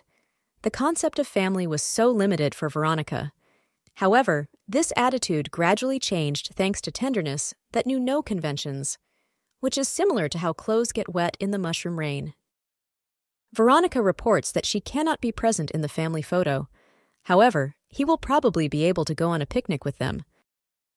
A few days later, Veronica came to the little lady's room and wished her good morning. And then he says he wishes her a happy 4th birthday. At this time, the maids say that everyone cares about the mistress, but she doesn't understand that much, and then he says that his lordship usually does not celebrate his birthday. A maid with red hair reports that their master carefully prepared and even kicked out all those who looked down on the little duchess and made a garden especially for her. The maids argue that the greatest influence in the estate is in the little duchess. Suddenly, the main character saw that Bihan had come to her, and the boy claims that he is not late, and then hugs his sister and congratulates her on her birthday and gives her a gift. When the girl unfolded it, she saw a large teddy bear and was very happy about this gift, and then she thanked her brother. Lottie reflects on the fact that her birthday is in winter, and she understands that they started building something a few days ago. But who would have thought that this would be a backdrop where gardens bloom even in winter? The father turns to the girl and says that he would like to hear what she thinks about his gift. The surprised girl asks where his gift is, and the father reports that it is right here in front of his daughter's eyes. Having heard this, the girl began to run near him, but, however, reports that she does not see anything. The gentleman reports that he built this greenhouse for her birthday, and then asks if she likes it, because he knows that his daughter loves flowers, and so he decided that she would like it. Lottie thanks her father and says that she really likes these flowers. And at that time, she thought that she did not understand where that demonic duke from the rumors had gone. The father reports that he also heard from Veronica that she wants something else. At this time, the main character thought that if she had known that this would happen, she would not have regretted such a birthday gift. The girl claims that a lot of time has passed since the 4th day of Lottie's birth, and Lottie is no longer a small child. And she thinks that Veronica still treats her like a little girl. And then she reports that Lottie is no longer a child and says that now Lottie can do all this herself. Hearing this, the assistant asks if she really doesn't need help, and the girl replies that she is already old enough to do such simple tasks. Suddenly, the little lady saw that Dad had arrived, and the father says that the artist, who came a few days ago, said that he had already fulfilled the request of his little Lottie. A few days ago, the main character informs the artist that she has another request, and she asked just in case, but he fulfilled it. The Duke asks what it is, and then the girl invites him to watch it together, because she asked to make a portrait of her mother while she still had at least some memories. Lottie shows the locket to her father, but he claims that since his daughter ordered it, she wanted it for herself, and therefore there is no need for him to look. At this time, the girl thought that she had already learned to understand all her father's tricks. The main character understands that when Dad says that, it means that he wants to ask permission to take it, and then she reports that she specially ordered it to give to Daddy. And at that time, I thought that Daddy had nothing left of his mother, and that's why he has even fewer memories of her than she does. The Duke took the medallion and then thanked his daughter, and at that time, the girl thought that she was glad because her father liked her. Suddenly, the little lady saw a butterfly fly into their room, and the gentleman says that real spring has come, and finally, the time comes when you can relax. A few days later, they went for a walk with Veronica's father and Bihan. Having collected flowers, the girl made a wreath for Dad, and seeing him, Veronica says that the lady has golden hands. Hearing this, Lottie claims that she will do the same for Veronica. And at that time, she thought that she wanted to make something for her from even more beautiful flowers, but walking through the clearing, she did not see anything suitable. The girl reports that she will soon make something from very beautiful flowers for Veronica. Hearing this, the assistant says that she will wait. Arriving under the tree, Lottie thought that such shadows from trees could be seen on the estate, but it seemed as if the light had become even brighter. The father asks his daughter what she is doing there, and the little lady replies that she only plays by stepping on the sun's rays. Hearing this, the Duke thought that he did not understand this, and then said that since his daughter likes it so much, he needs to plant more trees in the garden. And at this time, the girl wondered if the greenhouse was not enough.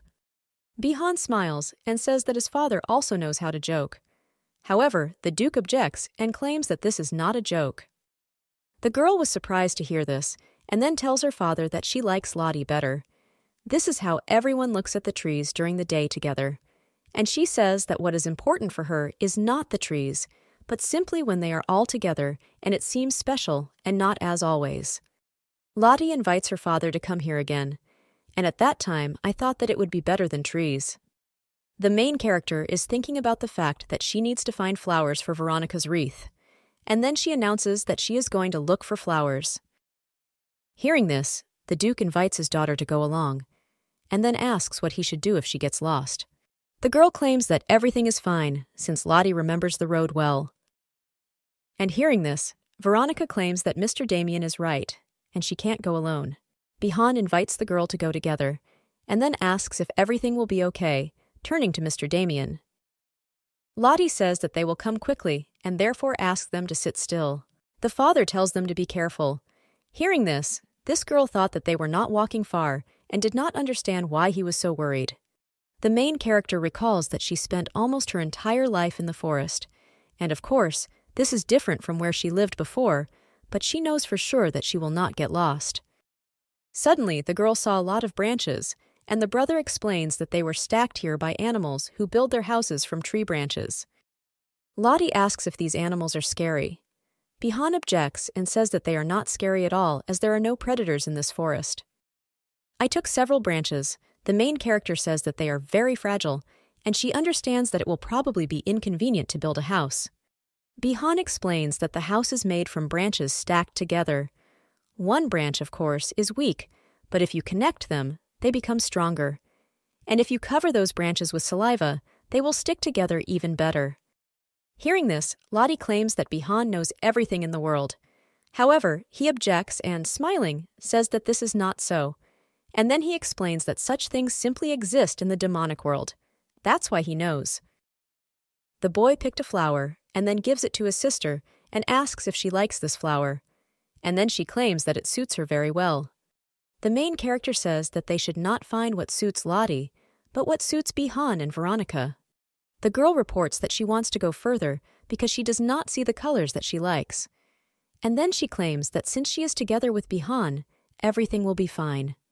The young master invites the girl to search a little more, and then claims that she knows that if she's alone, then she can't do that. A few minutes later, they found themselves in a clearing where there were a lot of beautiful flowers. Having picked a whole bouquet, Lottie reports that this will be enough and offers to return. Suddenly, the main character saw a large monster that was difficult to put down, and Bihan claims that he has already met this monster in the magical world and therefore knows everything about him. However, the boy realizes that the problem is that his claws are poisonous, and the only thing that makes him happy is that I won't soon get around to the matter. And then he tells his sister not to worry, because everything is fine with him. Bihan claims that he will not allow this monster to touch his little sister with a claw, and then he fights a monster who wounds him in the arm. The boy thinks that first he needs to deal with the monster that is standing right in front of him, and after a hard fight, the battle was over, and Bihan was the winner. The brother understands that Lottie saw him in battle, and now she will probably be afraid of him. And at that time, I thought that he knew what he looked like now, and he doesn't want his sister to hate him. At this time, the main character asks the boy if he is okay, and Bihan asks if she is scared. The girl, screaming, explains that she was afraid that something would happen to her brother. Hearing this, the boy was surprised because she was afraid for him. And then he says that his sister must have been very scared, and so he invites her to come back soon. Lottie agrees with him and says that he needs to go back and heal his arm. Suddenly, Bihan saw danger and then invited his sister to stand behind him. At this time, the main character thought that the monster was much larger than the one just now, and she understands that Bihan is injured. When her brother started fighting the monster, Lottie thought that she needed to help him. However, he objects and orders, screaming at the girl not to approach.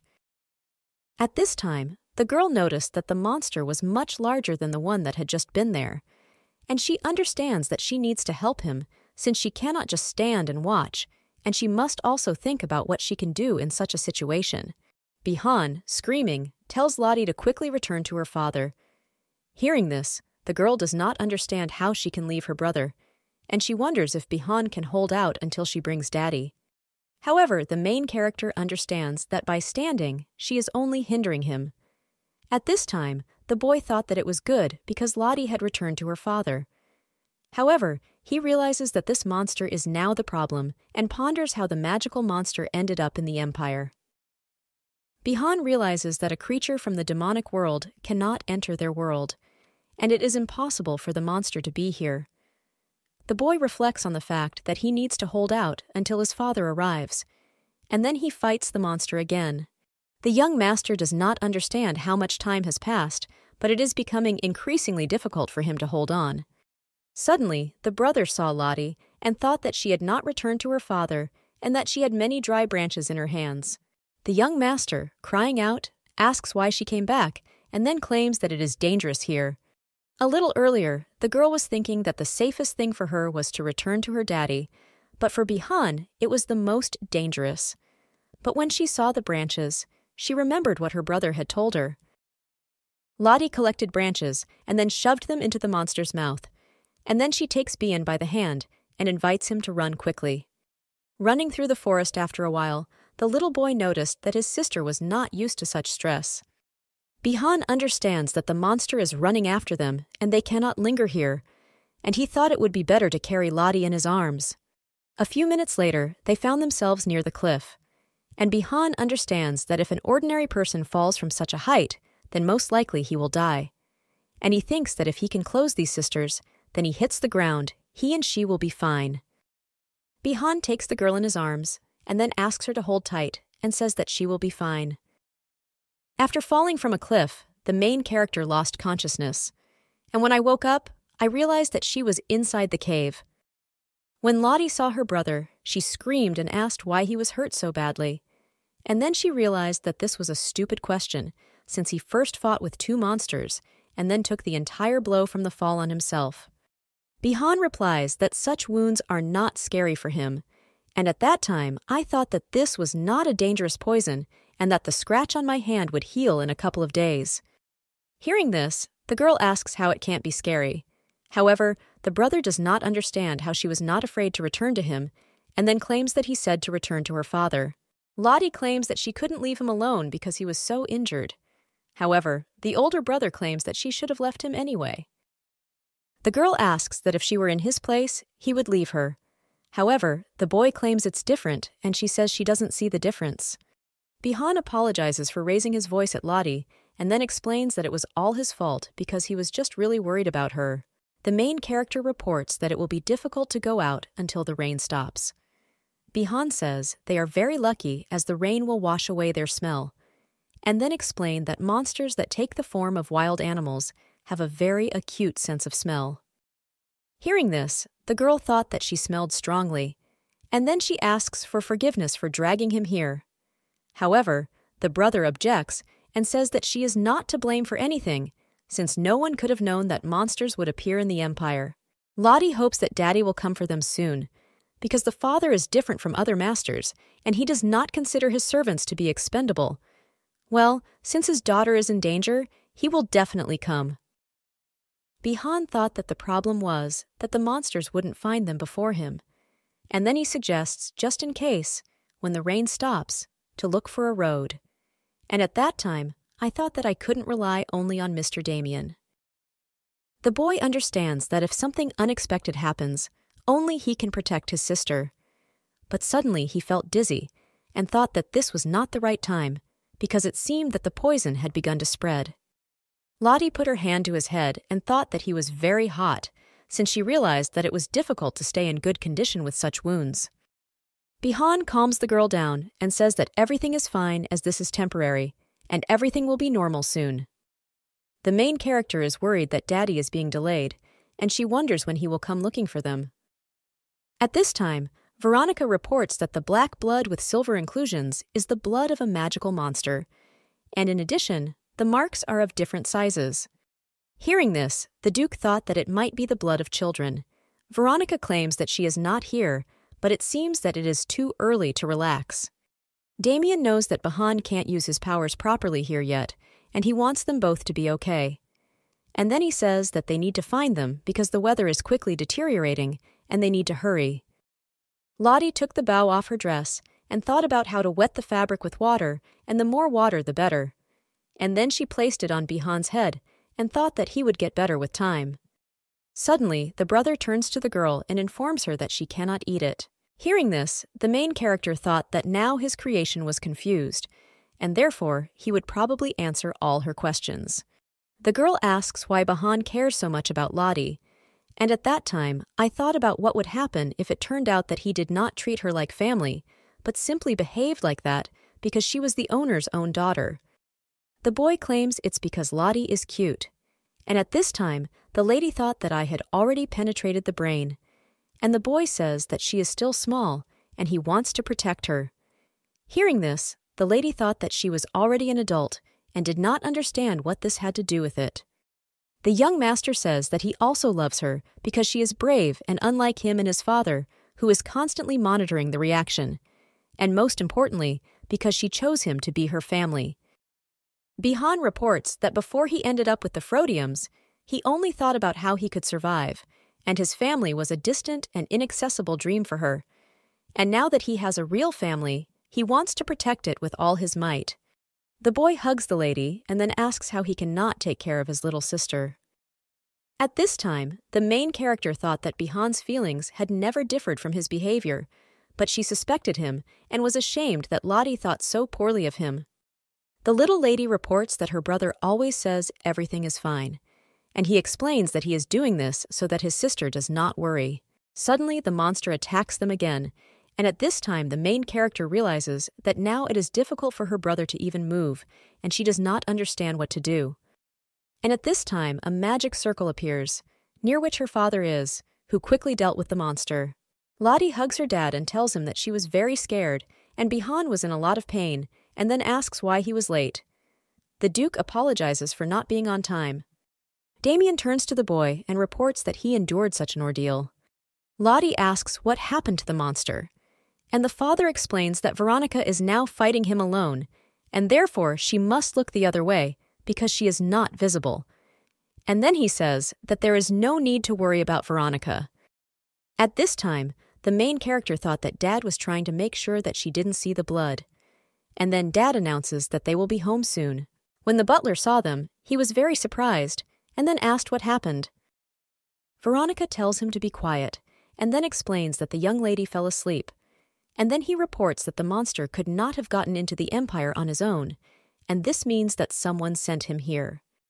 The Duke claims that in order to get into the Empire, you need to cross the gate, and there are probably traces left there. Bihan states that then he will check if there is anything. Damien asks if he really thinks he is such a cruel master, and then he says that he will not allow the wounded hero to strain himself even more. Hearing this, the boy says that he will recover quickly, and the Duke thanks him for protecting Lotalusha and says that he himself thinks it's worth going there. After all, he understands that he hasn't been to his homeland for a long time. Lottie asks what is in the demon world, and where is Daddy now, and is it raining too?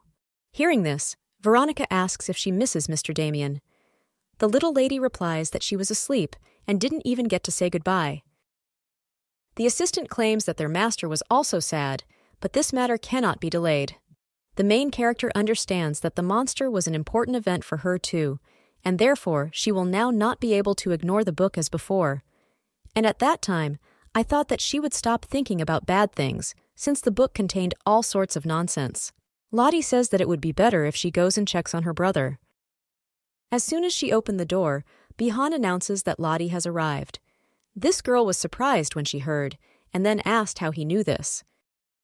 The boy replies that he recognized her half a step away, and at this time the girl thought that he was wounded more than her, but she understands that he is almost healthy. Bihan asks the girl why she came to him, and Lottie claims you don't need a reason to meet your family. The little lady asks how his hand is, and he shows his hand and says that almost everything has healed. Then he says that he is only worried about his little sister. At this time, the girl thought that everything was taking a long time to heal. The young master says she is just in time as he has something for the girl. And then he says that he prepared it when he was at home, but only now can he give it to her. Bihan puts the girl's bracelet on her hand, and at that time, she noticed that her brother had a very beautiful earring and reported this. The boy explains that he received it when he was preparing the bracelet, and at this time, the girl smiled, and then said that his bracelet looked like a bribe, and for her, it was very suspicious. The little lady wonders why he is giving it to her now.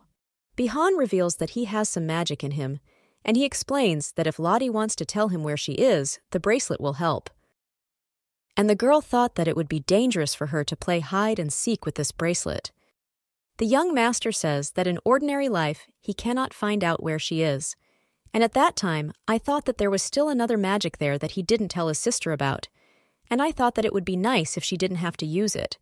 And he also hopes that this bracelet will not break. At this time, the homeland of the Frodiums, a man asks the owner if he has returned. The Duke asks if they know how many days in a row they went to meet him.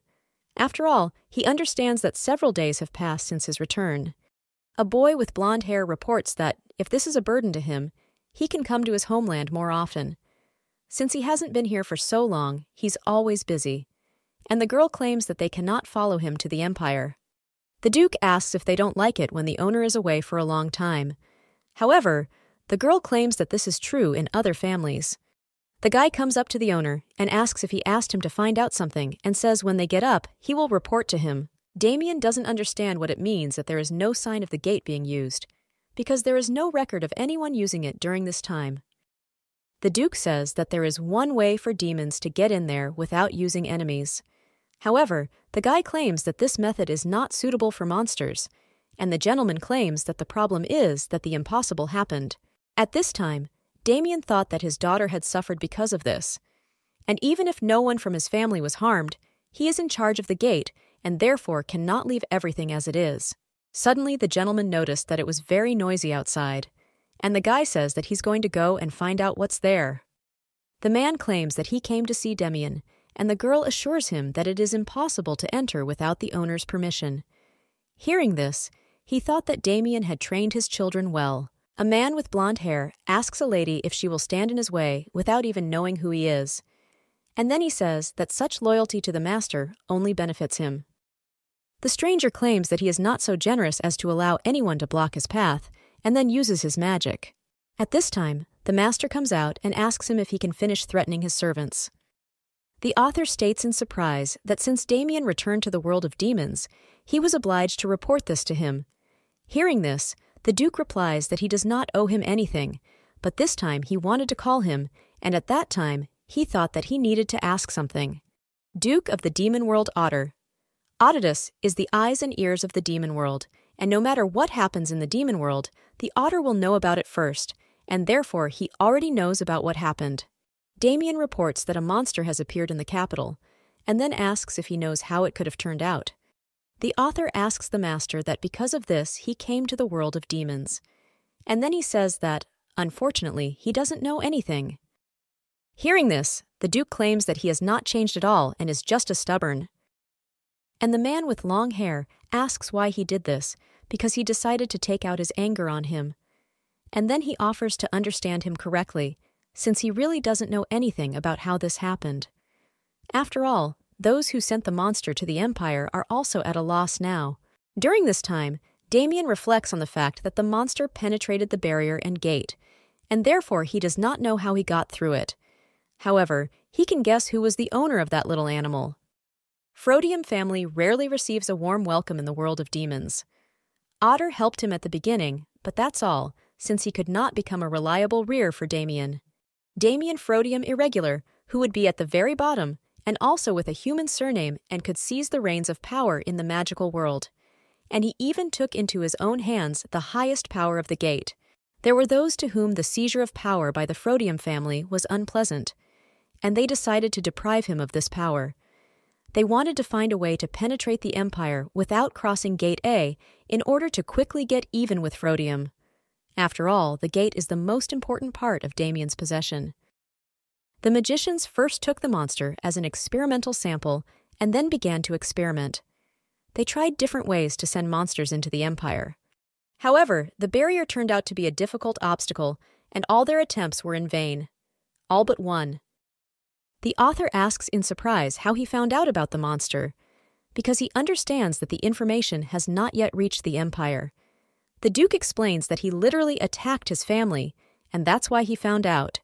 A man with a long braid reports that this is good luck for him, since he probably dealt with him quickly, and he did not have time to harm anyone.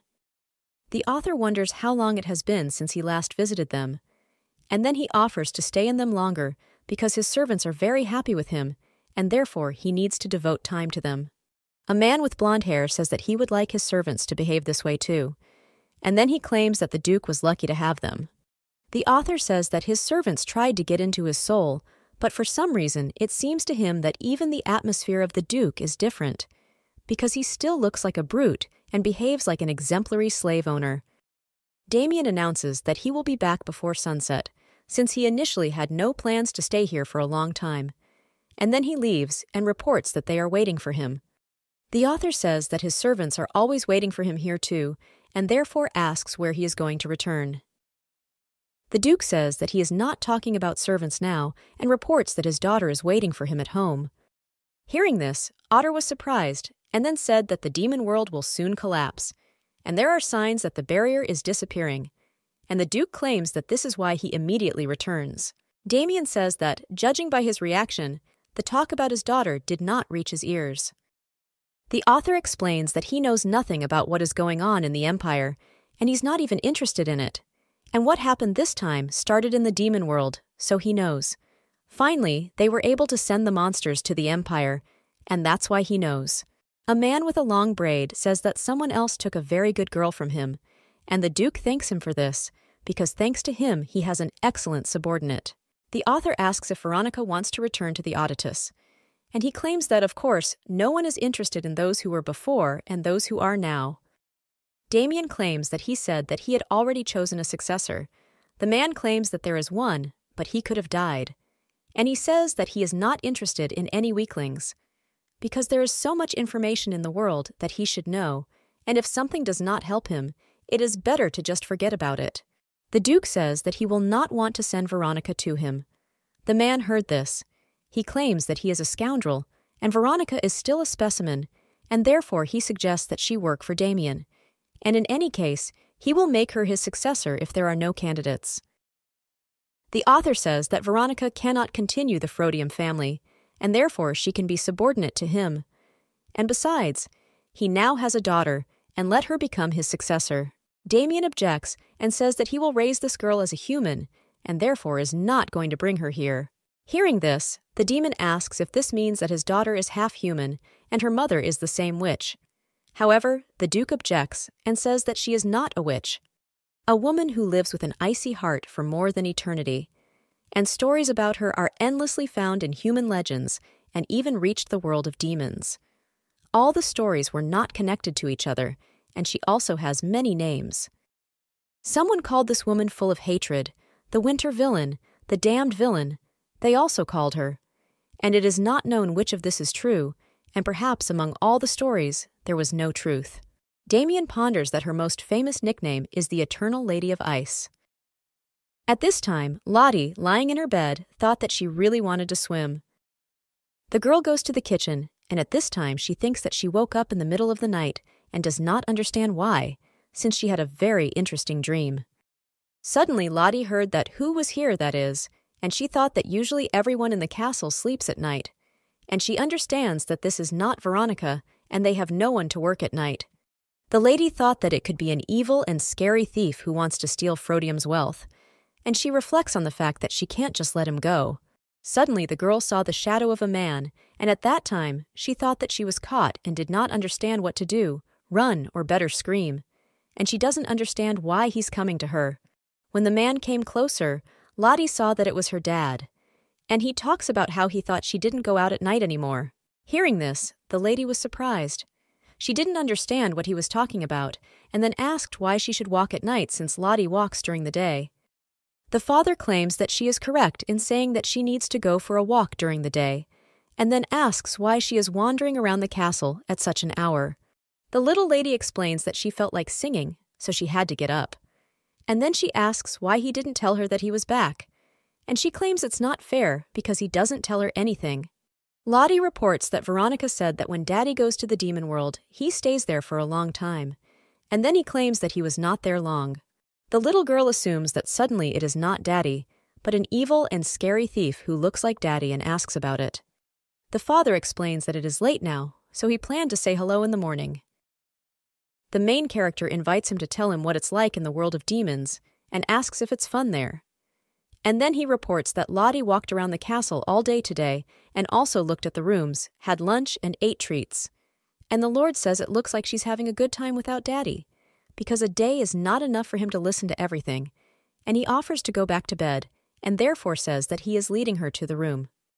The girl reports that when they arrive, Lottie will accompany Daddy, because it's far from Lottie's room to Daddy's room, and therefore he will be afraid to go alone. Damien. It is reported that there is no point in him seeing her off, and the girl says that then she will see Daddy off next time.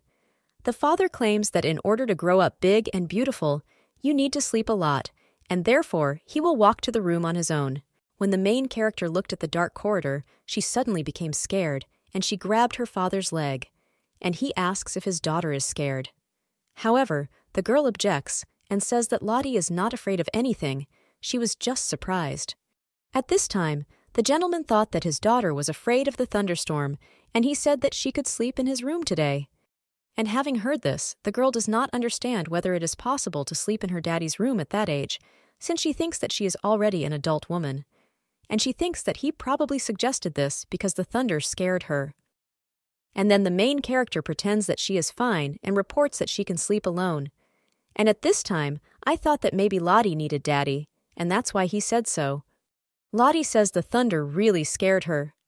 And at that time, the gentleman thought that these were not just empty words, since thunder and lightning did not allow her to forget how a terrible thing almost happened to her.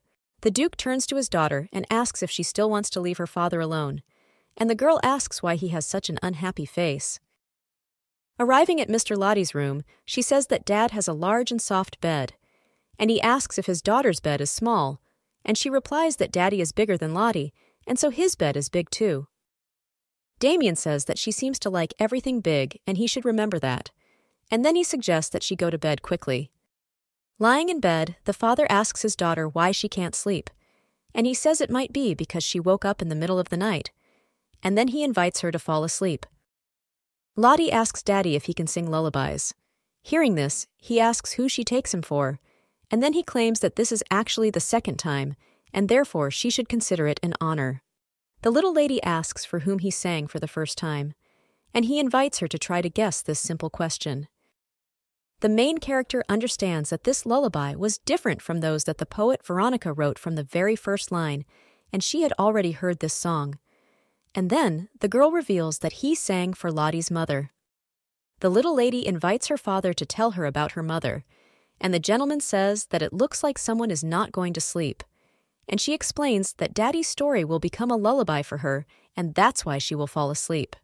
At this time, Damien is thinking about how he can choose the words to make it beautiful. The father says that he gave her his feelings. However, she closed herself off from him for so long, and at that time I thought that it was not so strong that I would accept death without joy. It's as if Lottie's mom foresaw that Damien would love her, and at that time I thought that she was a real disaster, because she did only what she wanted, and therefore he had no choice but to follow her.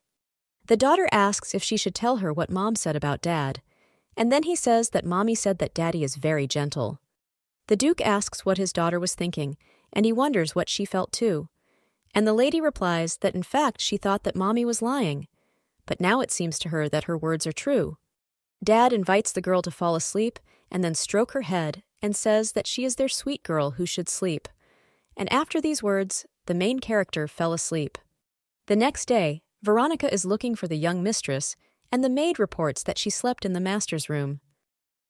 When the main character came to her room, she saw it empty, and she does not understand why there is nothing here. At this time, Veronica asks the young lady where she has been. However, the surprised girl asks what happened to her room. The assistant explains that this is all because she had to move for a while, and then she shows her the new room. Seeing her room, the main character was surprised because it was very large, and then he says that Daddy knows no limits. However, Veronica says that the measure is not needed for them. At this time, little lady thought that it was not because she paced back and forth too much, and she has this room so that she doesn't go where she shouldn't. Veronica claims that if she had not said that she loves space, they would soon change her room. However, Lottie does not understand why, since she liked it in her previous place. The assistant claims that the room was too unremarkable for the daughter of the Frodium family, and she explains that they gave her that room so that she could slowly get used to her new life. Veronica says that since she's already fully settled in and knows their house, it's time to move into her real room. Lottie says Bihan's room is also in a different place, and at that time I thought about what was happening. From the book, she could not get used to life here. The little lady remembers that in the book, the main character asked about her room, and it said that it was in a special place. And if you think about the behavior of the maids from the book, it probably wasn't easy to adapt. Because she understands that she even thought about leaving home when she grew up, but now she has become closer to her daddy, and the behavior of the maids has also changed. In the book, the misunderstanding between her and daddy never went away. This means that daddy continued to avoid her, thinking that she hated him, and she, in turn, thought that daddy hated her too. The maid informs the young lady that Madame Marquise, her governess, has arrived. And because the monster injured her, the girl missed classes for some time. But today, they decided to continue. And at this time, the main character thought that, fortunately, there was no homework. Lotta Lucia's governess, Madame Marquise Cyrus, reports that they have not seen each other for a long time, and then asks how she is doing. And she says that she was so worried when she found out that they would not have classes for a while. And she asks if she was studying because she was lazy. The girl objects and says that nothing like that happened, and then says that Lottie loves the teacher very much. Hearing this, the Marquise smiled and said that then she will try to catch up with everything that she missed during this time. At the end of the lesson, the teacher says that even though they haven't studied for a long time, she understands the lady very well. And then he says, "We'll finish this today." Hearing this, the little lady was delighted, and the Marquise asks if she is too happy. And then she says that she's even a little offended. The girl explains that she loves the teacher very much and wants to see her off. Marquise Cyrus asks if the Duchess has anyone her age with whom she can communicate, and the lady replies that Bihan. The teacher asks if he is not one of the members of the Frodium family, and then says that she rarely seems to communicate with anyone from the outside. Suddenly, Lottie saw her dad and ran to him, and the gentleman says that he sees classes are already over. And then he greeted the teacher. Dad asks his daughter where she was going, and the girl replies that she wants to see the teacher off, and he says that he will also see her off. The Marquise heard this and says that it is an honor for her, and then thanks the gentleman.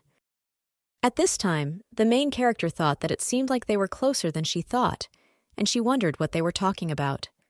Damien asks the Marquise how the lesson went, and she replies that the lady is doing a great job, and then reports that she was so worried after what he said. After all, when she looks at the young lady, she often thinks about her son, who is waiting for her at home, and she doesn't understand why children are so happy when classes are over. The Marquise turns to His Highness and says that she wants to invite the young lady to the Cyrus house. A few days later, the young lady thanks the Marquise for the invitation, and at that time, she thought that she was doing everything as she was taught, and therefore thought that she was doing well. Seeing this, the Duke thought that Lottie's teacher would be stricter. The Marquise greeted the gentleman and then said that she was very glad that he accepted her invitation, and she says that when her son sees the master, he will be very surprised. Hearing this, Bihan asks the teacher if she didn't tell the Marquis anything. The lady explains that they are rarely here, and in order to see him, she did not specifically say anything to surprise him. At this time, Lotta Lucia thought that it is very beautiful here, because the teacher takes care of this house. After all, everything here is so sophisticated and beautiful. The girl remembers that she had already heard somewhere about the family of the Marquises Cyrus, and then she tells her father that she hasn't seen everything yet. The Duke explains that she does not need to know the pedigree and the nobility, because they are still lower in status than her. And at this time, the girl thought that this was why she did not know anyone from the noble families. Lottie asks Bihan if he knows anything about the Cyrus family, and he replies that they have the largest parental army in the empire and everyone knows this. The boy says that in the Cyrus family, everyone has some kind of secret ability, and there are even rumors about it. But however, it seems to him that these are just empty speculations. He also heard that his father used to be quite close to someone from this family. Hearing this, the girl was surprised, and then asked if Daddy also has friends. And the brother smiled, and then claims that he probably has. Lottie suggests keeping their voices low so Daddy doesn't hear them. The man with blue hair looks at Damien in surprise, and the gentleman says that he heard that Eustace was looking for him. The man confirms his words and reports that he, of course, was looking for him, but did not think that he would invite him to his reception. Eustace reports what he heard from Dolores, but still did not believe it. And at this time, the little lady greeted the gentleman and then asked if she could meet him. A man with blue hair says that he sees a beautiful duchess, and then he says that her name is Lottie, and his name is Eustace. Damien claims that his daughter's name is Lottalucia, and it seems to him that she did not allow him to call her anything else. Eustace turns to the boy and says that his name is Bihan, and he is seeing him for the first time, although he has heard a lot about him. And the boy replies that he also heard a lot about him from his father. The Marchioness says that Eustace said that he had something to talk about with the Duke, and then he asks if the two of them will go and say hello to their child. Marquise Dolores says that her boy's name is Joshua, and he's probably in the room right now, and then she tells the guys to go faster. At this time, the main character thought that she had already heard this name somewhere, and she did not understand why it seemed so familiar. The girl remembers that Joshua Cyrus is the only son of the Cyrus family, and she reflects on the fact that she and Dad are a monster, and now even the Cyrus family. And Lottie doesn't understand why all the events from the book keep coming true, and maybe she's doing something wrong. In the book about Joshua Cyrus, they wrote that he was the only son of the Marquis Cyrus. The Cyrus couple wanted him to become a knight too. However, Joshua's physical form left much to be desired. Instead, Joshua's talent flared up in another area, and that area is magic. From early childhood, Joshua was aware of his magical talent. However, being wary of human gossip, he kept it a secret. One day, a monster appeared inside the academy, and Joshua appeared right in front of the main character, who was in danger, and was able to save her from this monster. Then the main character wanted to make friends with her savior, and fateful love was thrust between them. After this, Joshua Cyrus becomes a marquis and receives power worthy of the title of the main character. And so he and the main character, as if in romantic films, live a fairy tale love and meet a happy ending only for the two of them. And all because the world was dying under the yoke of monsters. The main character realizes that this is all she remembers about Joshua. Eustace invites the guys to go quickly, and then says that they are the same age and should get along. At this time, the main character does not understand why he was so surprised. After all, she knows that in the book, Joshua was a son who did not live up to his parents' expectations, and she ponders what could be, which is why they don't want to show him to them. Lottie thought that the man was ashamed of his child, and therefore she considered him a bad parent. The teacher reports that her son is a very kind boy, and she hopes that they will get along with him. When they entered the room, the Marquise was surprised, and then said that she warned him that there would be guests, and did not understand where the boy had gone. The teacher does not understand what to do, and then invites the children to wait a little while she finds him. Hearing this, Lottie thought that she shouldn't put the teacher in an awkward position, since she invited her and Daddy here just to meet Joshua. The girl turns to the Marquise, and then tells her not to worry, and says that the two of them will wait for the boy. Hearing this, Marca says that she is lucky to have such a kind student, and then apologize for it. After all, they were the ones who invited them.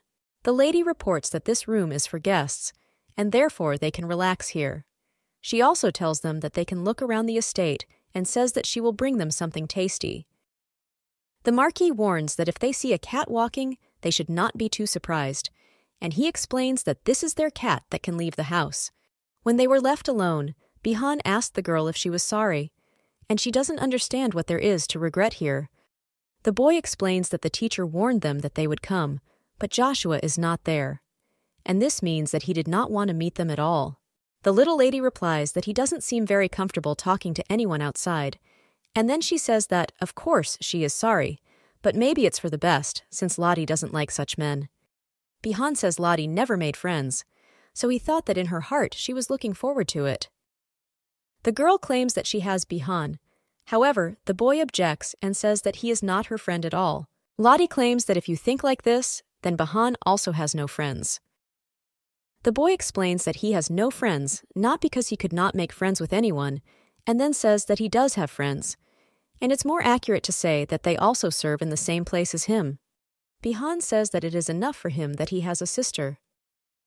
At this time, the Duke, addressing Euthos, says that he knew that he was getting married, and I even attended his wedding. And after that, I heard the news about his wife's pregnancy. After all, this alone was enough to make Euthos look as if the whole world belonged only to him.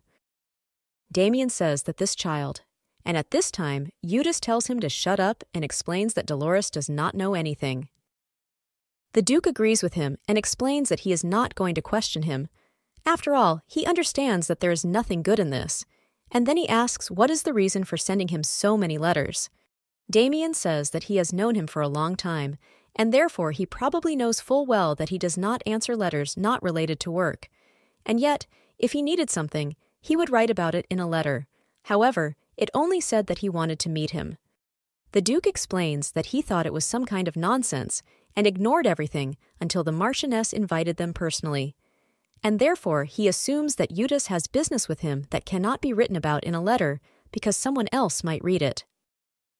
A man with blue hair reports that monsters have appeared in the Empire, and this was not an isolated incident, and they always appeared where there were no people, and the monsters were much weaker than before, and so that they were quickly neutralized. But if this continues, there will be many problems. The Duke asks who knows about this. Eudes replies that he is both the prince and several other knights who survived the capture of the monsters, and then asks Damien what he knows. Damien claims that his family is responsible for the gate to the demon world and says that he has nothing to do with it. Eudes says it's good if that's the case, because he really didn't want to suspect him. At this time, the gentleman thought that monsters had already appeared several times, and their case was not the only one, and he only learned about it now, since he had been deceived all this time. Damien asks when the first monster appeared. Eudes answers that sometime in December of the year before last, and he remembers because it was very cold then. At this time, Lottie's father thought that he would never be able to forget this unusually cold winter. After all, it was around then that his daughter came to the Frodium family. The little girl is very cold and reports that her mother is bad, because she does not understand why her mother does not allow her to leave the forest. The little lady thought that today, for some reason, she wanted to get out of the forest more than usual, and she thinks that someone is calling her the one whom Lottie doesn't know. And at that time, the girl woke up and thought that it was a dream. When Lottie woke up, she thought that she didn't know where Bihan had gone, and she thought she fell asleep, and then her brother brought her here, and so she needed to find him. Suddenly Lottie saw the cat and ran after it, because she wondered where she was running. Walking along the corridor, the girl met a child of his age, but it was not Bihan, since this guy is taller than her. The main character understands that in this estate it can only be Joshua Cyrus. The surprised boy asks who she is, and the little lady says her name and then explains that she was invited here by her teacher. Hearing this, the guy says that she is Lady Frodium, who was supposed to come today, and then apologizes for being rude. Suddenly, Joshua touches her face and says that he remembers her, and he says that she was so impudent, although she is still a cutie. However, the lady does not understand why he suddenly says this, and then says that she is seeing him for the first time. The boy says that they have not met here yet, although he is glad to see her again, and then he reports that she is completely different from Arcelia. Hearing this, Lottie doesn't understand how he knows her mother's name and asks about it. The main character remembers that her mother never left the forest while she was taking care of her. After all, she understands that she was cursed, and the forest did not allow them to go outside. And the only ones who knew her name were her and her dad.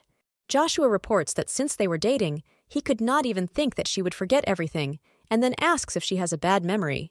Upon hearing, this girl objects and says that she has a good memory, and then claims that he was the one who remembered everything incorrectly. Seeing the cat, the boy says that it is rare that their cat follows someone other than him. And at this time, the girl looked at the cat and thought that he was very cute. Bihan asks his sister where she was, and then he claims that he went away for a minute and comes back, but she's already gone. And he asks if she can guess whether she was as worried as he was. Lottie explains that the cat was passing by, so she followed him. Bihan addresses the boy and asks if he is the son of the Cyruses, and then thanks him for being with his sister when she got lost. Joshua says everything is fine and it's nothing. The brother turns to the girl and reports that her father wants her to go home and therefore invites them to leave. Joshua invites the young lady to stay a moment, and then he tells her that she is already big, but still talks about herself in the third person and says that this is strange and asks if she knows. When the guests were leaving, Joshua stood in the window and watched them, and at that time he thought that when he first met her, since then he just mentioned Arcelia, and she immediately changed in her face because she began to look like a black cat with fangs. The younger Cyrus reflects that if he had not been told then that she was the daughter of Arcelia, he would not have guessed by her appearance, since they are completely different, and therefore he is glad about it. After all, this woman criticized and was angry with his brother. Joshua reflects on the fact that she didn't tell him who her father was back then and turned out to be the daughter of a monster duke. And she didn't look like a simpleton, as they say in gossip. Juthus tells his son that he has heard that he met Lady Frodium. Joshua tells him not to worry as nothing happened. However, the father claims that he is worried that he is always hiding everything from them, and then asks if he forgot about his promise. The boy turns to his dad and claims that he doesn't really trust him, and then tells him not to worry because he can rely on him, and he says that Dolores will not find out anything, and he guarantees that. The boy claims that he will be the best son for both of them. At this time, the little lady looked at Veronica and thought that she would like to be as strong as her, and if the monsters attacked again, she would be able to stand up for herself. Lottie turns to Veronica and says that she is amazing and she would like to be able to do that too, and the assistant replies that the lady is still too young. The little lady claims that if she does nothing all day long, she will remain young. And at that time, I saw that the teacher had arrived and announced that she had to go. The girl asks the teacher if she has arrived, and then reports that Lottie came out to meet her, and she says that she misses her. However, as it turned out, the teacher came with her son, and the boy greeted the girl and said that he was glad to see her again. The Marquise reports that her son wanted to know better about her, and so she brought him with her, and he tells the girl not to worry since the Duke has given permission. At this time, Lottie thought that she wished she had a friend with whom she could study, because she knows that Dad would like this idea. However, she does not understand why he. The boy turns to the girl and wishes her luck, and the girl knows that the teacher is watching them, and I thought that the day would be exhausting. The teacher reports that today they will study using new books. Seeing the books, the girl thought that there were too many of them. And the young master turns to Lady Laudalucia and asks if she deals with such serious books. And then he says that he is very worried because this may be too hard for the young lady. Hearing this, the main character objects and turns to the teacher and says that she can learn everything and asks if she has more. At this time, the Marquise smiled and said that she was glad that the young lady was interested in science. And at that time, I thought that their children would become great friends. The teacher understands that the topic is difficult, but Laudalucia copes surprisingly well. After all, the results of each lesson exceed all expectations. And she remembers that when she first saw her, she was seriously worried. The Duke turns to the Marquise and says that he wants her to teach his daughter basic etiquette. And he says that her experience in mentoring is much richer than that of other ladies, and therefore he considered her an excellent candidate. Damien reports that since Eudes is his friend, there shouldn't be any problems. At this time, the teacher thought that even though she was a little girl, she was from an aristocratic family, and the daughter of Duke Frodium appears, and she does not understand why the young lady still does not know the basics. And then she tells him to rely on her and claims that she will do everything in her power. Marquis Cyrus was preparing for class and worried. After all, before that conversation, I had no idea that the Duke had a daughter, and she thinks that maybe she is too strict, and maybe suddenly she won't be able to cope with someone else's child. The teacher understands that since the Duke asked her personally, she had no right to refuse, and therefore, from the experience, she could not find a place for herself. But having met Princess Lada Lucia at the estate, all anxiety disappeared, and her cuteness captivated her. The Marquise took the girl in her arms and thought that all little girls are like this. However, she is the cutest girl she has ever taught. The Duke warned the Marquise in advance that Lada Lucia was still just a child, and she had zero knowledge of etiquette. However, she spoke the language of the Empire perfectly. The young lady tells the teacher that she can now read books and asks if she knew about it. Hearing this, the Marquise thought that the girl was good not only in reading, but also in penmanship, which turned out to be even easier for her. Marquise realizes that Lottie's rate of language acquisition is faster than that of an average child, and she is quite smart. Even more complex material was always given to her without any problems. The little lady reports that it doesn't work out for her, and she doesn't understand at all. And at this time, the Marquise thought that this was not surprising, since this was a problem that students at the academy solved. And after that, she thought because Lady Lada Lucia is very similar to his Joshua. The Marquise understands that Joshua does not show this to her husband, but his learning ability is slightly higher than that of other children, and this may be because he doesn't get along with his peers. Therefore, the governess wanted Joshua to find company in a girl as smart as himself. Lottie turns to the teacher and says that she is already finished, and she says that the girl is great and offers to look at their new book. When Bihan saw Joshua, he says that they saw each other for the first time after that meeting at the Marquis. And then he says that the book is boring, and that's why he went out to get some air. At this time, Joshua looked at the boy and thought that he looked special. And then he says that he is a smart guy and asks if he has time now. Bihan reveals that he had no plans and then asks what he wanted to talk about. Joshua says he doesn't know and just saw him and thought he would get along and asks if he wouldn't mind spending some time with him. At this time, the main character solved the problem, and the teacher reports that she did everything right and today exceeds all her expectations, and then asks if she wants to take a break. Lottie says she's getting a headache from all the work, and then he suggests taking a break and airing the room. When the girl looked out the window, she saw boys pointing swords at each other, and she does not understand why they are doing this. The main character understands that if you look closely, this is not child's play at all, because she saw Veronica fight with a knight and therefore is sure that this is a real duel of knights. When the teacher saw that the boys were fighting, she said what they needed. However, the young mistress interrupted her and said that it seemed to her that this was not a fight and everything would be fine. The Marquise reports that Joshua has absolutely no talent for fencing, and then he claims that he is seriously injured. After all, he understands that Bihan is quite good. The main character reflects on the fact that her brother began to train ever since he met the demonic beast, and she understands that the book described Joshua as a weak child, and apparently that's why the teacher thinks the same. However, the girl does not understand how he can answer then, Bihan in a duel. The teacher turns to the girl and says that she needs to erase from the board, and then they will go down. And at that time, the girl thought that they would come down and stop them. However, she objects because she thinks they need to be stopped now. The girl climbs out the window and screams and asks the boys to stop doing this, and he says that the teacher is worried, and therefore they should lower their swords. Joshua looked at the girl and thought that she was about to fall out of the window, and then he asks the girl to be careful. The little lady reports that if they remove the swords, she will move away from the window. Suddenly, the main character falls from the window, and at this time, Joshua runs up and grabs the girl. Bihan turns to Lottie and asks why she climbed on the frame, and then he claims that it is so dangerous. The girl explains that she did not expect that it would be so difficult to resist. Bihan thanks Joshua for saving his sister and then reports that he reacted very quickly. He replies that there is nothing to thank him for, since it can be said that it was quite expected.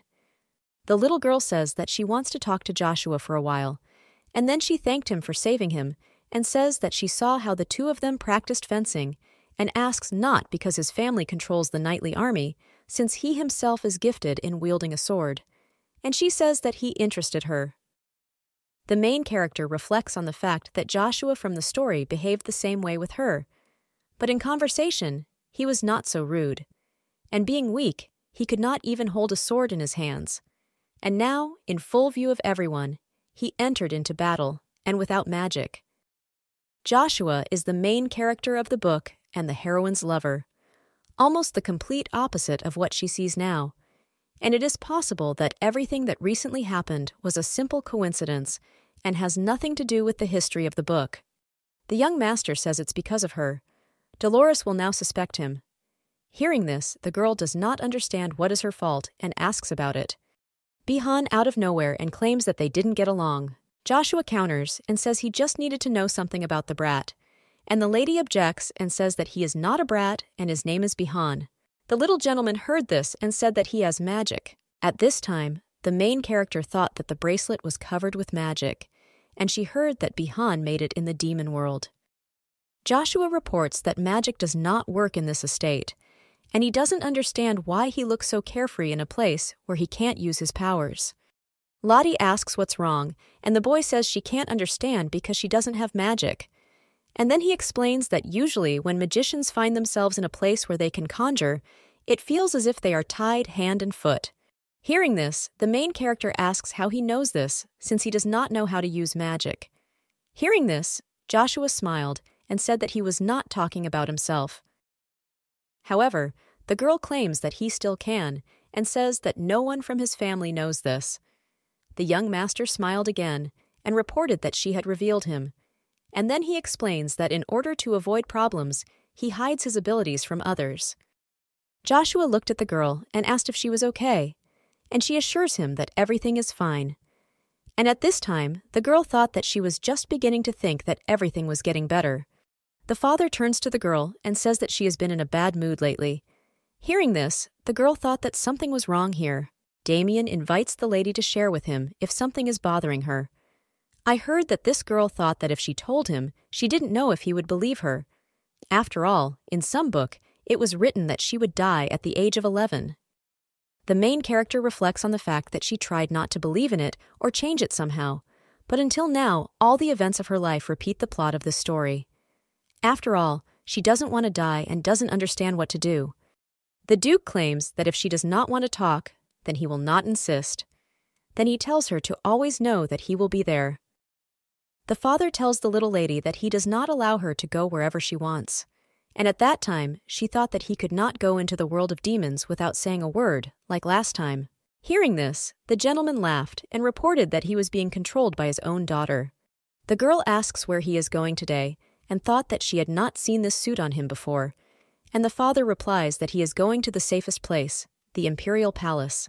At this time, Damien thought that until now he thought it was so, but after the appearance of demons in the capital, even the Imperial Palace could no longer guarantee 100% safety, and therefore, taking a child with you will be too careless. The butler reports that Duke Frodium and his daughter have arrived at the Imperial Palace. Lottie turns to Daddy and tells him that this place is bigger than their estate. Hearing this, the father says that if she wants, they can finish building their house to make it bigger. The girl replies that then her legs will get tired from running around such a big house. The father says that he will carry her in his arms. Suddenly, a man approaches them and tells them that they have not seen each other for a long time. And then he asks if the Duke has any business at the palace. Damien explains that he is here to visit His Highness, and he called him. The man asks if the girl is his daughter, and then says that he is honored to meet the young lady. The main character thought that this was Dad's friend, but it seemed that he had no friends, and then she greeted him. And the man thought that she was a very lovely girl and looked charming. The gentleman took the girl in his arms, and she asks why he ran away. The father explains that they need to meet with His Highness.